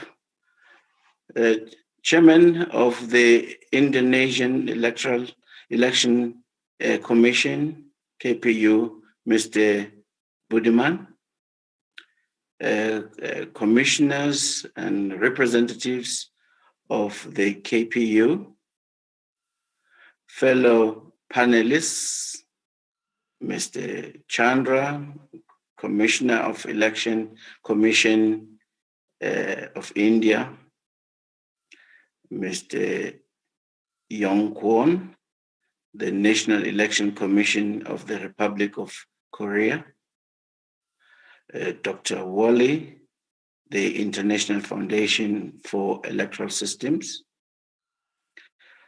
session moderator, Mr. Karim, members of the election management bodies and electoral democracy organizations present today, members of the media who are here with us, distinguished guests, ladies and gentlemen. On behalf of the Electoral Commission of South Africa, let me thank you for inviting us to share our experiences in holding of elections under the COVID elections or conditions. Mr. Chairman, before I proceed, I am reminded that 65 years ago to today, a historic gathering of the peoples of Africa and Asia took place in a town called Bundang in Indonesia. This gathering marked the solidarity among our peoples. And today we are gathering again to share experiences in addressing the challenges of today as those founding fathers and leaders of the time, led by the then president of Indonesia, President Sukarno, together with the president of India, President Nehru, and many other leaders, including leaders from my country. So it is my singular honor that I am today being invited to continue that spirit of cooperation and solidarity and exchanges among us. Although today it is even about how we continue the project of self-determination and democracies of our nations. Allow me, Mr. Chair, to proceed, as we know that we are speaking here about the pandemic that has befallen humankind globally. We know that the COVID-19 has actually presented the world with one of the greatest challenges of modern era. Almost no aspect of our lives, our economies, our societies, and work has not been touched by the pandemic and the various responses by governments around the world. Within the realm of electoral democracy, where our mandates as EMBs lie, the electoral democracy, COVID has been postponed by many countries, or in some cases, it has been cancelled. According to statistics compiled by the International IDEA, at least 70 countries and territories have postponed elections since the outbreak of the pandemic early this year. Yet, despite these challenges, a number of countries have continued with their elections with varying degrees of success and turnout. And this trend of resuming elections is growing around the world as we begin to come to terms with what some of us have now called it the new normal. Similarly, in South Africa, we've had now to grapple with the issue or the phenomena of the COVID-19. Now, South Africa is a constitutional democracy. We have to start from there as to say what provisions do we have to deal with the pandemic. And one of the things that is unique about the South African constitution, it expresses quite clearly that the term of office is prescribed to be done for the period of 5 years, and it comes to an end. There is no provision for extension of that term of office. And a new administration or government has to come into office within 90 days. So if you miss that,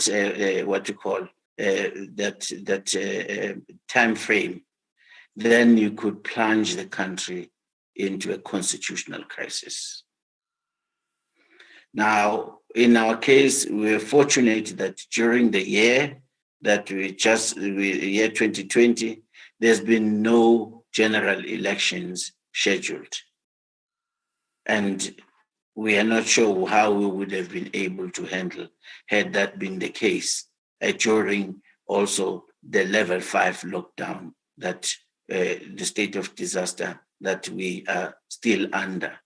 But under level 5, you could not do anything. You were confined. We were confined. It was a hard lockdown. We were confined almost 24 hours in our own homes. We have now the next general elections, which will be our municipal elections in 2021.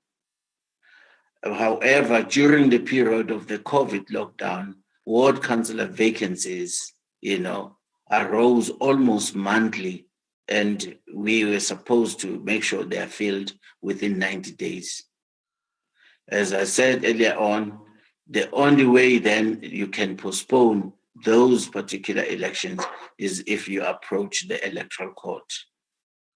And our legislation in South Africa provides only for registration and voting in person.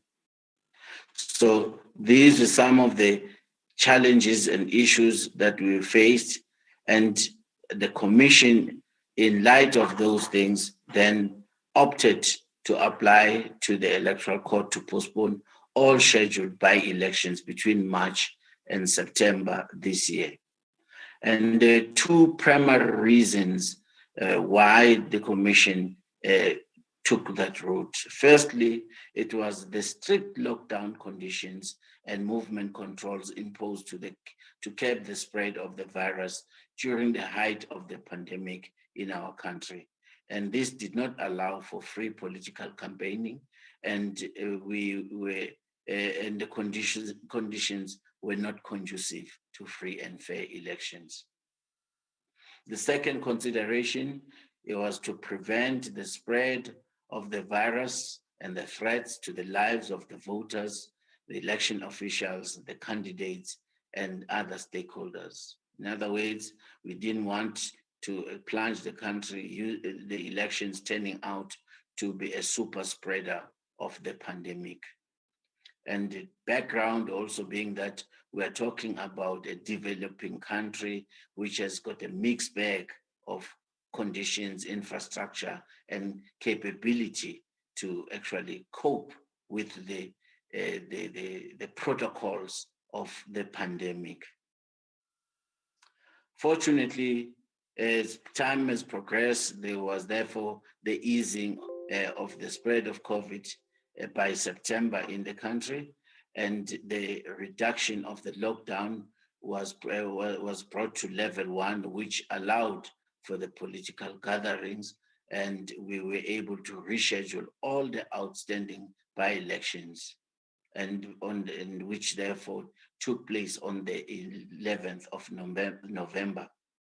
And this is the experience then we have called it, that it was actually our dry run for next year's national local government elections, because this then gave us a window and the first opportunity to actually see how we can apply the protocols that we've been engage with our counterparts throughout the world in exchanging to see then how then we can apply in our own environment, because we needed to customize to the South African situation. And thus then these by-elections provided us this experience, which I'm actually sharing with yourselves today. And the municipal by-elections that we were to cover were about 95 wards and 55 municipalities. And we have 9 provinces, and almost all the provinces of our country were included in the election. So it became a mini local government election. And this involved nearly 600,000 registered voters, of whom about 230,000 voted physically in the polling stations. Now, in order to prevent the by-elections posing a risk to all participants, the commission introduced a range of special COVID prevention measures.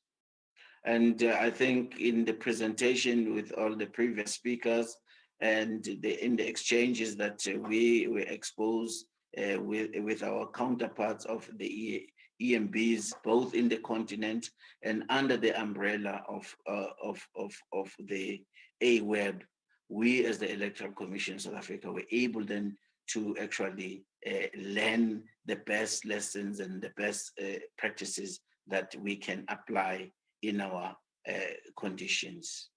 Some of them include that the strict social distancing practices, both outside and inside the voting stations, the mandatory wearing of masks over nose and mouth of all persons within the boundaries of the voting stations, the application of hand sanitizers to all persons entering the voting stations, the replacement of traditional indelible ink marker pens with indelible ink liquid, which will be applied from a bottle to the thumb of the voters using a cotton buds, which will be disposed. And one of the things that the protective equipment included masks, gloves, and face shield was procured for election staff for the voting stations and for conducting the home visits where we do have special voters, people that we need to physically visit, such as people who are physically disabled, infirmed, or pregnant. We have to physically go to their premises. But interestingly, one of the things that one will point out, which we see our counterparts, EMBs, have done, we didn't have the testing temperature checks in our voting stations. And one of the reasons we had is that we don't have the capacity to cope with a person if then the person tests otherwise. What do you do? The resources, the capacity to deal with it is not there. Largely, we just sanitize and hope that the turnaround time is sufficient for a person to come in and go out, and all our personnel in the protective gear, and they're observing the protocols. As we can see in the diagram here, we can see our staff members that were able to conduct the election, these local elections. We as the Commission were therefore extremely pleased with the success of these elections. One of the things is that I actually, with my colleagues, we went around different voting districts and stations during this period of time.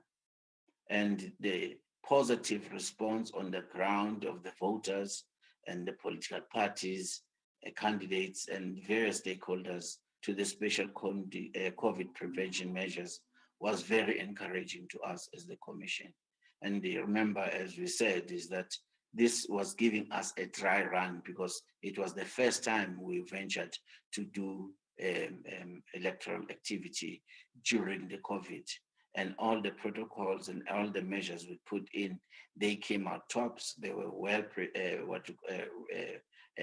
embraced by the various parties So when one was on the ground, on the field, we had a wonderful opportunity to ascertain from the coal face what exactly were the views. And I must say, it was very impressive. And in some of the villages, in the villages that are in the outskirts of our country, we hear that some of the people, when they saw our staff members, special voters coming with the uniform as if they were coming from the ICU, some of them ran away, thinking that maybe they want to take me to hospital. And some of the elderly people in the rural communities, they just don't like going to hospital. They want medicine at home. So it was a very impressive show by our team. And then on the other side, we the turnout and under the circumstances, we also gauged and assessed the voter turnout. And the good news was that it was almost in line with the average turnout in similar by-elections over the past few years. Now, I think one thing that one should also just draw, especially from the presentation of Dr. Wale, is that we don't have the option in our situation of too many modalities. For example, one of the modalities that we talk about is having an online voting. We don't have that capability. The other modality is postal voting. The postal voting in our country is a non-starter. So we've had to do with what you call with what we have at the moment. Now, what I was going to share is broadly the model that deals with the electoral cycle, but I think I'll pass that because a lot of it has been actually indicated in the discussion by the other speakers. I'll just go to what were the main challenges that we see, and probably for other EMPs is the issue that the economic impact that the COVID has had in our economies.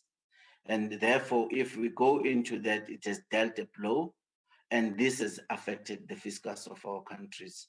And the resources required to do this work with less is one of the major challenges that we see, and we would like just to share with yourselves, in the sense that now we have to what you call increase the measures and the resources to deal with the pandemic.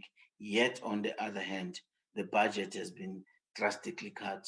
And this is what we see as a major challenge that would be faced as developing countries in dealing with the pandemic, while at the same time grappling with what other modalities could be utilized to actually deal with situations like this if they arise in future. But at the moment, we're comfortable that the measures that have been shared with us by the various EMBs, we drew a lot from the experience of India. We drew a lot also from the excellent and the meticulous experience of South Korea, and we are able to learn the lessons also from our counterparts in the continent like Malawi, who conducted elections during this period. How do you deal with it under the conditions that we have in our continent? Because we can't cut and paste from elsewhere. We have to customize to the landscape and the conditions of the of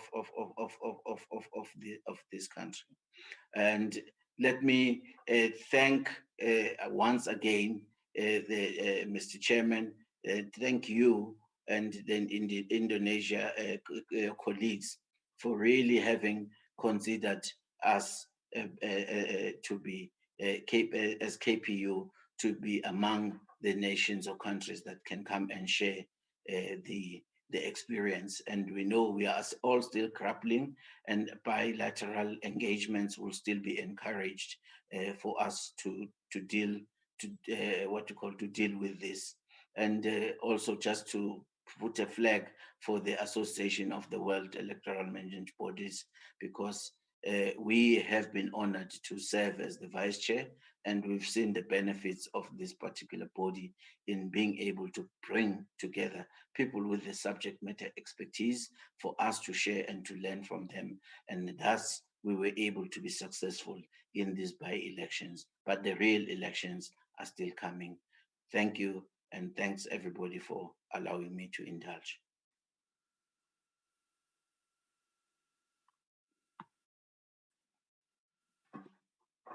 Thank you, Mr. Mashinini. The audience, please join me giving best applause to Mr. Mashinini, joining us from South Africa. Yes, we do feel the same about the pandemic effect. I believe the KPU also experienced some sort of financial difficulties similar to what is happening in your country. There has been some budget cut, there has been some budget adjustment, if you like. So audience, once again, just to remind you that you can ask questions using the Q&A features, uh, mentioning your name, your agency, and writing your question in concise and direct way. So we still have almost an hour for question and answers. We will start with reading your question that you have written in the Q&A features, and then I will also invite questions and comments from the audience here. We have the chairperson of Indonesian KPU, Mr. Arif Budiman. We have other commissioners of KPU. We have former commissioners of the KPU and other audiences that may have comments and questions. Now, let me read questions from Betty Idrus. Betty Idrus is commissioner of Jakarta, KPU in Jakarta. It's addressed to the Election Commission of India. There are three questions. First, how about the spread of pandemic after the elections in India? Is there any additional new clusters of pandemic because of the elections? Second, how election committee could face voters who were undisciplined of COVID protocol? Is there any effective punishment happened? And the third question, how about the voters turnout, the VTO? Much better. Do you have any cases about untrusted of technological? About untrusted of the technology that has been used in India. So, Mr. Chandra, are you still with me? Yes. So those are the three questions for you. For the first, The first question, this is from Betty Idrus from KPU in Jakarta. yeah. How about the spread of the coronavirus after the elections in India? Is there any additional or new clusters of pandemic because of the elections? Do you have any comments on that? Fortunately, there was no spread because of the elections at all in Bihar. And initially, when we had started conducting the elections, there were 13,000 persons in Bihar. But during the elections and after the elections, there has not been any spread of the elections of the COVID-19 patients.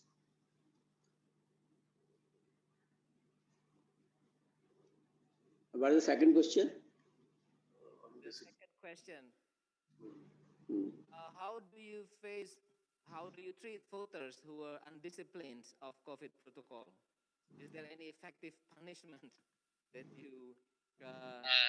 Actually, there was no effective punishment, but I would say that because we ensured that the safe distancing will have to be maintained, whether it is a campaigning or is casting of the vote. And the district administration was responsible. And a lot of education programs were also conducted for the voters to maintain that particular protocol. And generally, we found that there was no particular indiscipline among the voters, and they came forward, and even the political parties, to follow that particular protocol, because they themselves knew that if they don't follow the protocol, ultimately they are going to suffer, because the pandemic will going to affect them only. So it was for their own interest. Rather, we had to conduct the programs that they should come forward to cast the vote, as I mentioned in my talk also, that they were sensitized that our polling booths are safe. The campaigning which is being done is also put into the social distancing norms, and everything is being for the COVID-19 is being followed. So there was the better turnout. This is the third part of the question. That the better turnout from the earlier election of 2015. So that better turnout was there. There was no spread of the COVID-19 fact in the patients into that particular area. So our decision was absolutely correct, and this was vindicated by the voters of Bihar. All right. So, and the third question, containing two questions actually. How about the VTO? How about the voters turnout? Is that higher or lower? And Voter turnout was higher than last time. okay, That is my, I have already answered you that the voter turnout was better than the elections which were held in 2015. all right. So that ended the question. And the second part of this question number three uh, is there any case of people distrusting the technology that you employ in the elections? No, people, this time there was no distrust as far as the technology is concerned. Our main thing is that use of the electronic voting machine and the VVPAT. And I can tell you that as per the Supreme Court decision, the 5 VVPAT are being matched in each and every constituency. And we counted as per these norms, and there was no difference in voting which were counted and they were which were polled, and absolutely there was no discrepancy. So there was a complete trust on the EVM and VVPAT. Okay, thank you, Mr. Chandra. So Mbak Betty, mudah-mudahan sudah terjawab pertanyaannya. Pertanyaan berikutnya, the next question, if any questions sent through the Q&A. So the next question is to Dr. Wali, Dr. Manuel Wali from IFES. Yes, Chairman. Are you still there? Are you still with me, with us? Okay, thank you. So this is the question, in order to use mail voting, is there any special prerequisites for an archipelago country like Indonesia, huge islands? Do you think it will be effective? So what is the prerequisite to the use of mail voting? And do you think it will be effective in Indonesia if we employed it? Well, I would say the first prerequisite is an effective postal service that can deliver to every part of the country. And that is not obvious in a country like Indonesia. Even if the postal service is very effective on some of the main islands, it may not reach every island. And then you have issues of equal treatment, where voters in certain parts of the country would have the benefit of postal voting, but not in other parts of the country. So that could be an issue. I think another prerequisite would be political will, as for now the law of Indonesia only allows postal voting for out-of-country voters. And I'm not sure how many Indonesian diplomatic missions are already practicing postal voting for the diaspora voters. I think that would be very interesting to study that and how successful that is, and to see how satisfied voters are and what it has done to turnout, and whether there has been any manipulation or anything. I think there's now a tool set that can make postal voting very, very safe. But if you want to do it in country, I think it would be very important to study the capacity of the postal service to handle it. And also the relationship that KPU would have with the postal service. What I see in many countries is that the legal relationship between the electoral management body and the postal service is not sufficiently defined. So again, if KPU would want to do it in Indonesia, I think it would first become a political process and you would do feasibility studies. Postal service capacity is key. So yeah, I guess the political will is very important in this case. I really wish that there was someone from the, from DPR. I really wish that there was some parliamentary member here in this room following our discussions. Next question. Ini ke siapa ya? Oh, to all resource persons from Renzo del Rosario, Legal Network for Truthful Elections, the Philippines. The question is for all resource persons, for all 4 resource persons. How did you ensure effective voter education and information dissemination for populations who live in remote communities or places and that have no access to digital and online media? So these issues of access to internet. Any comment from any of the resource persons?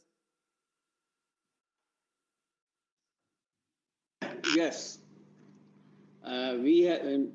I'm Chandra from India. Okay.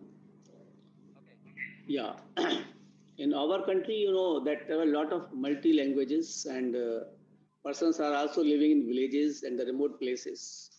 So we have got a very effective voters education program called SWEEP, and we are approaching them. We are talking to them through the community radios, the FM radios, and through the vernacular language pamphlets, the paper pamphlets we are distributing.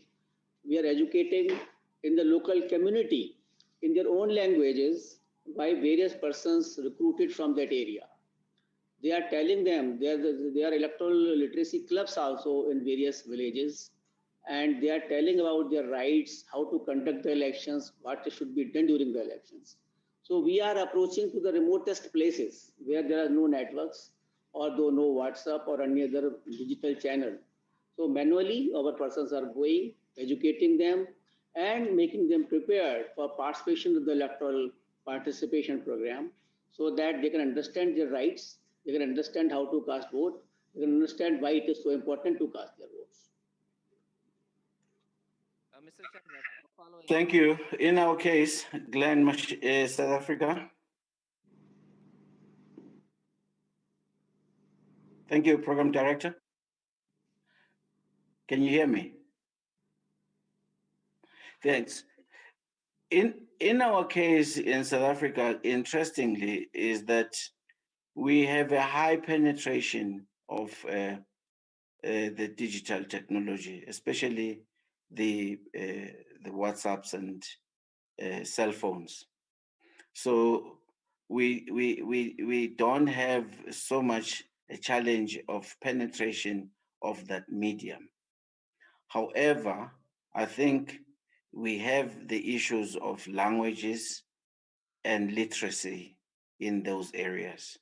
So we still push and rely largely on radio broadcast and community radio, because that has a higher penetration in those particular communities. Then among the young people, we're finding that the digital technology has actually taken strongly.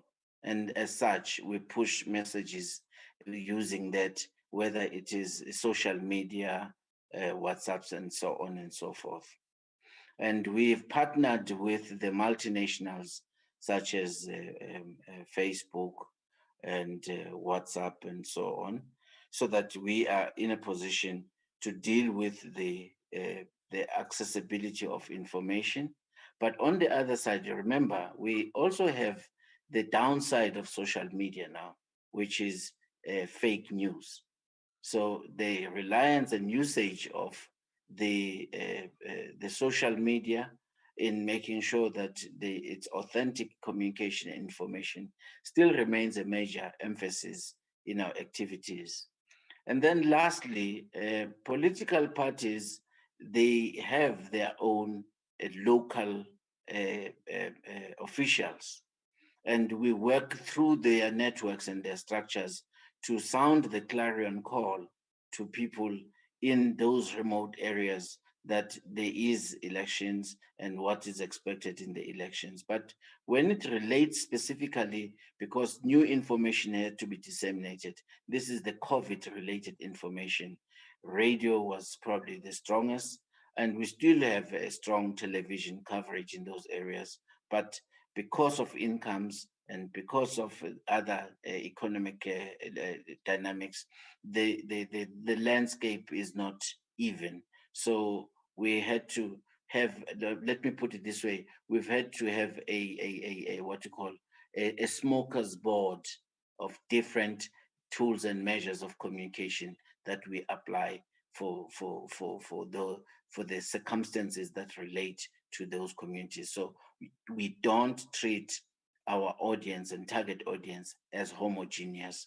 We try to customize the information for them. And then the last thing was dissemination of the visual documentation and papers, especially when we're explaining leaflets and all of those things. That helps now with respect to the protocols, what's expected, and people are able to see the visuals. And we had to make them much more simplified so that they are not actually verbose. It's just using pictures that can tell a story more than just writing. And some of that we drew from the experiences of South Korea. Thank you. Thank you, Mr. Mashinini. I think it's very clear point that we should not treat the voters as the homogeneous. So, Mr. Kim and Dr. Wally, do you have any comments on this, the questions of the access? Otherwise, we will move on to the questions and Yeah, comments from the audience that are here in this room. Chairman, perhaps one comment. Yes, please. One comment in terms of postal voting, voter information and voter education is very important in the sense to prevent voter errors when casting the postal vote.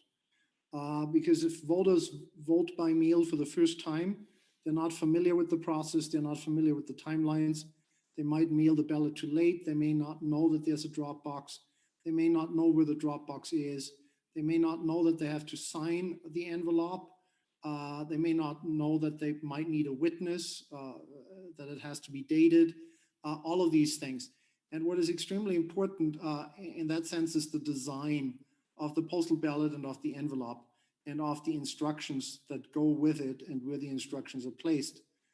Just to give one example, when the signature line is on the flap side of the envelope, where the envelope is sealed, the chances are much higher that the voter does not forget to sign. So it's those things where it's about intuitive design. Thank you so much. Thank you. Mr. Kim, are you still with us?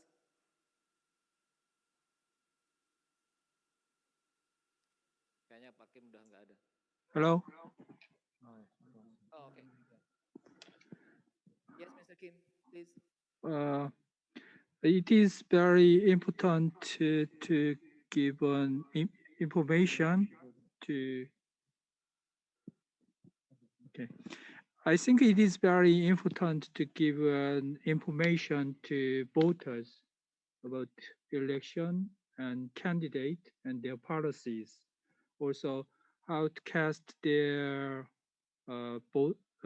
right to vote. So, first of all, we sent election information pamphlet to each house by post. The pamphlet includes the information about candidate and their policies. Also, where the voters can cast their right to vote, polling station. Also, we, as I said in my presentation, we, the National Election Commission of South Korea, run its own TV channel. It's called the Korean Election Broadcasting System. So we can use this channel to educate voters. And also we try to give on information to each candidate about uh, uh, the, the document or the law they should obey when they do election campaign. That's all. Thank you. Thank you, Mr. Kim. So now I would like to invite the chairperson of KPU to make comments on the issues that has been discussed. Is there any microphone on the floor?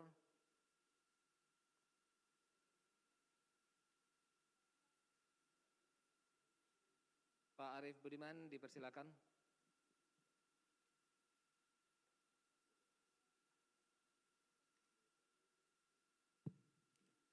Thank you very much, Mr. Gafar. I have one question for Mr. Manuel. When we are talking about posting by mail, Indonesia have an experience using mail as for voters who live abroad for the national elections.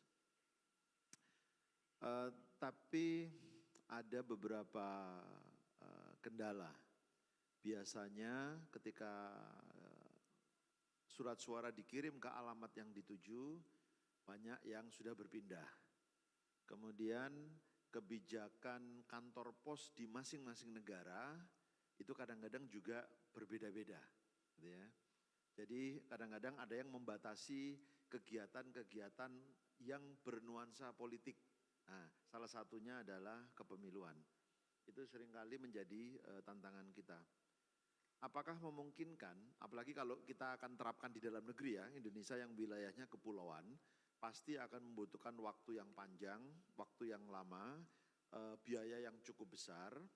Apakah memungkinkan dan apakah ada praktek di negara-negara lain menggantikan pemilihan melalui pos dengan pemilihan melalui email. Jadi mail will be replacing by email. Itu memungkinkan tidak dilaksanakan? Karena masing-masing tentu punya tantangannya. Ya, kalau by mail itu tantangannya tadi validitas itu juga agak merumitkan. Apalagi pengalaman kita di beberapa tempat tidak semuanya sudah menggunakan sistem barcode misalnya. Jadi ini ada tantangan kita. Nah, saya membayangkan apakah memungkinkan by mail will be replacing by email. Itu. Tantangannya apa? Dan apakah sudah pernah ada praktek di beberapa negara pemilihan menggunakan email gitu. Terima kasih Pak Gafar. Terima kasih. There was a question for Dr. Wally, but I think it's also relevant to Mr. Chandra from India with his experience on sending the ballot paper electronically and then getting back the ballot in print through mails. Dr. Wally, did you follow the questions from Mr. Arief Budiman? Yes, I don't speak Bahasa, so I'm not sure I understood the whole question. But if it's about electronic ballot delivery, I can say something very briefly, and then maybe the Election Commission of India can answer that too, because they have a lot of experience with that as well. I'm getting my out-of-country voting ballot delivered electronically, and in the United States, there is a federal law that's called UOCAVA, the Uniformed and Out-of-Country Americans Vote Act. And that act stipulates that Americans either serving in the public service or living abroad must be offered an electronic ballot delivery because they might be in places where the postal service is not effective. Okay, so I have the option to download my ballot off the homepage of the New York Board of Elections. It's a 3-part PDF. The outer envelope, the inner envelope, and then the ballot itself and the instructions. So it's actually 4 PDFs that I download. And what the disadvantage of that system is that the voter must have the ability to print. And so there is an economic cost to exercising the vote, and those voters that may not have the ability to print may be disadvantaged. But obviously, if you live in an area that doesn't have postal service, doesn't have reliable postal service, this is the safest option. So what New York does with me is they send me a hard copy ballot, but they also offer me the PDF, and I've been using the PDF. You need very good instructions as to how to fold the envelopes and how to complete the ballot, how to seal it, and then how to post it. But I think, yes, it's a very good option, except for the issue of the necessity to be able to print. Yeah, I think that answers most of the questions. So regarding the issue of how to send the ballot paper instead of by mail but by email to access. But that requires the voters to have email access and printers for that matter, and then to send it back to the committee. Mr. I could happily share the New York PDFs with you, Chairman, if you're interested in those. I could send you those samples and you see how New York designed them. And again, there's many different options. The New York design is actually not particularly good. There's probably, but I'd be very interested also to see the electronic ballots that the Election Commission of India provides. That would be very interesting. Thank you, Dr. Rowley. We have 5 minutes left.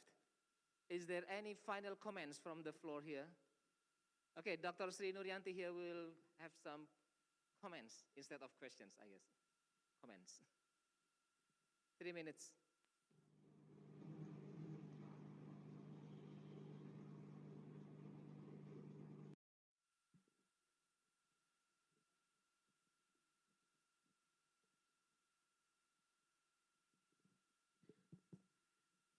Thank you. I just would like to give a brief comment that hosting election in Indonesia is very complicated one because we have to do it voting and casting the ballot and counting the ballot at the same day, in one day. Therefore, I think the complexity is there, a lot of complexity, a lot of accessories that have to comply with the regulation. And I think the key is the regulation. If the regulation give authority to election commission to exercise and also to decide the process of protecting the voters' right, I think it will be a lot of easier. In this case, in Indonesia, it is very limited by the verses of the election law. If the election law still be like that election only be done from 7 to 12, and then the counting start at 1, and it should be end until the last casted ballot is count, then I think we have a lot of challenges to overcome. And one other thing that I have to really congratulate all election commissioners at local level for tomorrow's event is because we have another challenge to also avoid the spread of COVID-19 virus. So I wish you all of election commissioner at provincial, municipal, and regency level to have a great and successful event tomorrow. Keep well, stay safe, and wishfully the voter turnout will be as expected. Thank you. Thank you, Dr. Sinuryanti. Ladies and gentlemen, that will be the last comments because we are in the last minute of our sessions here. So once again, thank you for Mr. Kim Yong-kwon, Mr. Susil Chandra, Dr. Manuel Wali, and Mr. Glenn Moshinini, all those resource persons that have shared their experiences with us today. And thank you for all the audience who have addressed their questions, both online and offline in this room. So thank you very much. I hope you enjoy the sessions. and we will see you again in the next sessions or tomorrow. So saya kembalikan lagi kepada pembawa acara. Terima kasih, selamat sore, Assalamualaikum warahmatullahi wabarakatuh. Waalaikumsalam warahmatullahi wabarakatuh. Can we have a big applause? Thank you very much, Mr. Abdul Ghaffar Karim as a moderator. And also our speakers today, Mr. Kim Yong Kwon, Mr. Sunsil Chandra, Dr. Manol Wali, and Mr. Glenn Masinini. And also, ladies and gentlemen, we would like to welcome Mr. Arif Budiman. Thank you, sir, for coming this afternoon. Can we have a big applause for Mr. Arif Budiman, ladies and gentlemen? Ladies and gentlemen, we have reached the end of this event. We thank to you all who have participated in the Election Visit Program 2020, including all participants who participate via online. And we also thank the Honorable Ones, Your Excellency, the Chairman of the General Election Commission of the Republic of Indonesia, Mr. Arif Budiman. Thank you for coming, sir.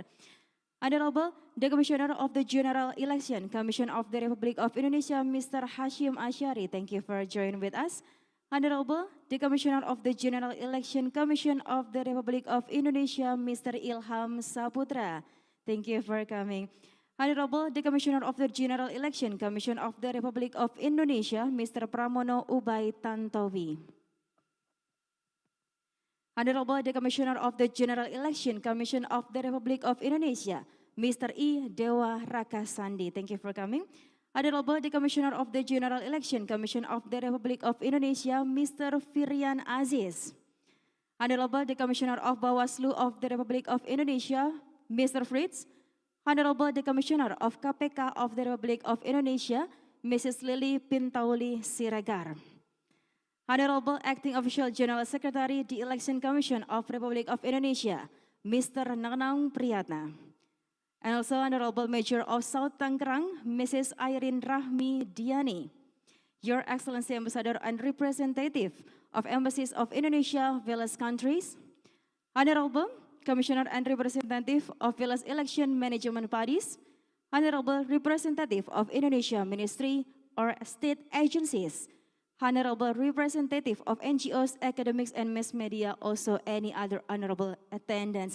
So once again, ladies and gentlemen, thank you for coming also join with us by Zoom Election Visit Program 2020.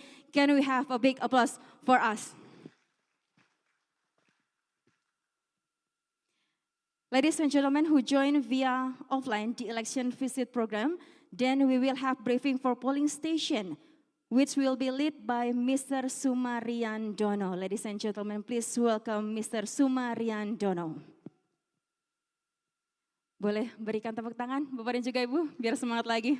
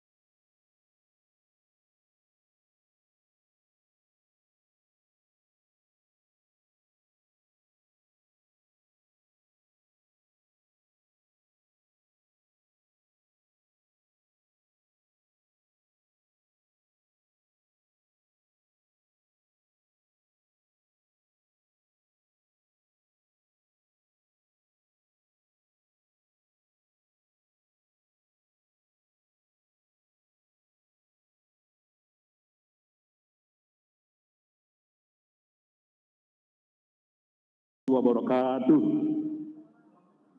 Selamat siang dan tetap semangat pagi. Pagi-pagi. Luar biasa. Salam kasih sayang untuk kita semua dan semoga kita semua seluruh rakyat Indonesia segera bertambah sejahtera. Ayo selalu kita ingat pesan orang tua untuk menyayangi adik dan menghormati kakak. Kepada Bapak Ibu yang luar biasa, selamat datang di Aula Gedung Juang KPK. Yang kita hormati pimpinan Komisi Pemberantasan Korupsi Republik Indonesia, Ibu Lili Pauli Siregar.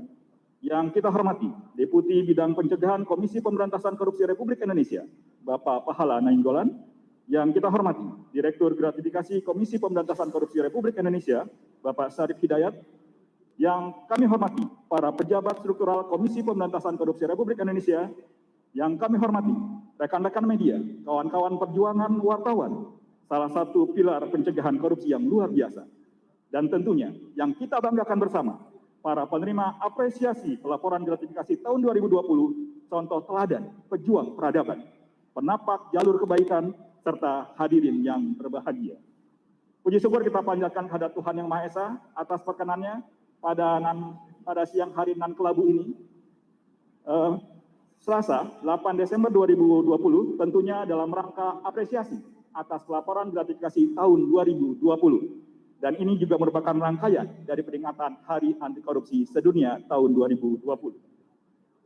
Bapak dan Ibu yang kami hormati, berdasarkan amanat undang-undang bahwa pemberantasan korupsi itu diamanatkan kepada KPK dan kita semua untuk memberantas suatu penyakit yang sangat luar biasa, penyakit peradaban, musuh kemanusiaan. Dan Bapak Ibu, berdasarkan undang-undang juga, yang namanya korupsi itu dibagi dalam 30 jenis. Hanya 2 pasal yang mengatakan bahwa korupsi adalah kerugian keuangan negara. Sisanya bicara tentang perilaku, bicara tentang karakter, bicara tentang perilaku suap, bicara tentang perilaku gratifikasi, dan sebagainya. Bapak Ibu sekalian, di manakah di negeri ini institusi yang bertanggung jawab terkait dengan perilaku? Itu adalah dunia pendidikan. Salah satunya Bapak Ibu sekalian adalah bagaimana kita bisa membangun karakter. Itulah ujung tombak pemberantasan korupsi sebenarnya. Jadi sekali lagi suatu kehormatan kebanggaan bagi kami, bagi para penerima apresiasi pelaporan gratifikasi. Ini adalah ujung tombak pemberantasan korupsi sebenarnya. Luar biasa, suatu kehormatan bagi KPK bisa bertatap muka, bisa dalam satu forum dengan Bapak Ibu yang sangat luar biasa. Bapak Ibu yang kami hormati, izinkan kami untuk membacakan susunan acara kita pada hari ini. Yang pertama adalah pembukaan oleh MC, dilanjutkan dengan nanti menyajikan lagu Indonesia Raya. Setelah itu pembacaan doa oleh pengurus baik KPK, dilanjutkan dengan sambutan Deputi Pencegahan KPK. Setelah itu sambutan dan arahan pimpinan KPK, dilanjutkan dengan pemberian apresiasi kepada para pelapor gratifikasi serta foto bersama, dan kemudian sambutan ataupun diskusi dengan teman-teman para penerima apresiasi atas pelaporan gratifikasi. Dan nanti akan diakhiri dengan konferensi pers yang akan dipandu oleh tim Humas KPK dan gratifikasi. Baiklah Bapak Ibu yang kami hormati, kita masuki agenda yang kedua. Jujur, kompeten, dan berdaya. Harus dimulai dari diri sendiri. Mari bersama kita gelorakan Indonesia Raya. Hadirin dimohon berdiri.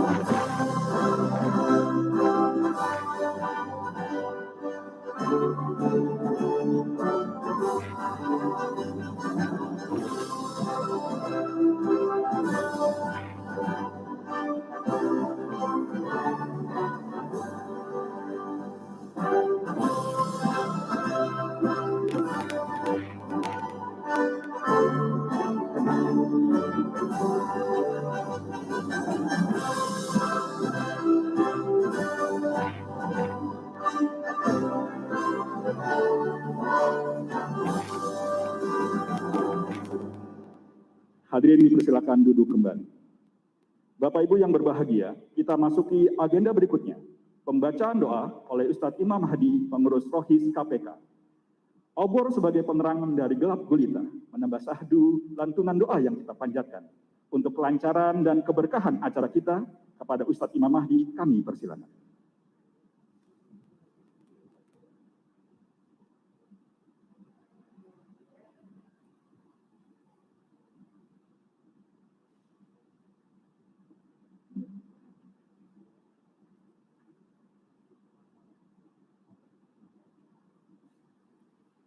Bismillahirrahmanirrahim.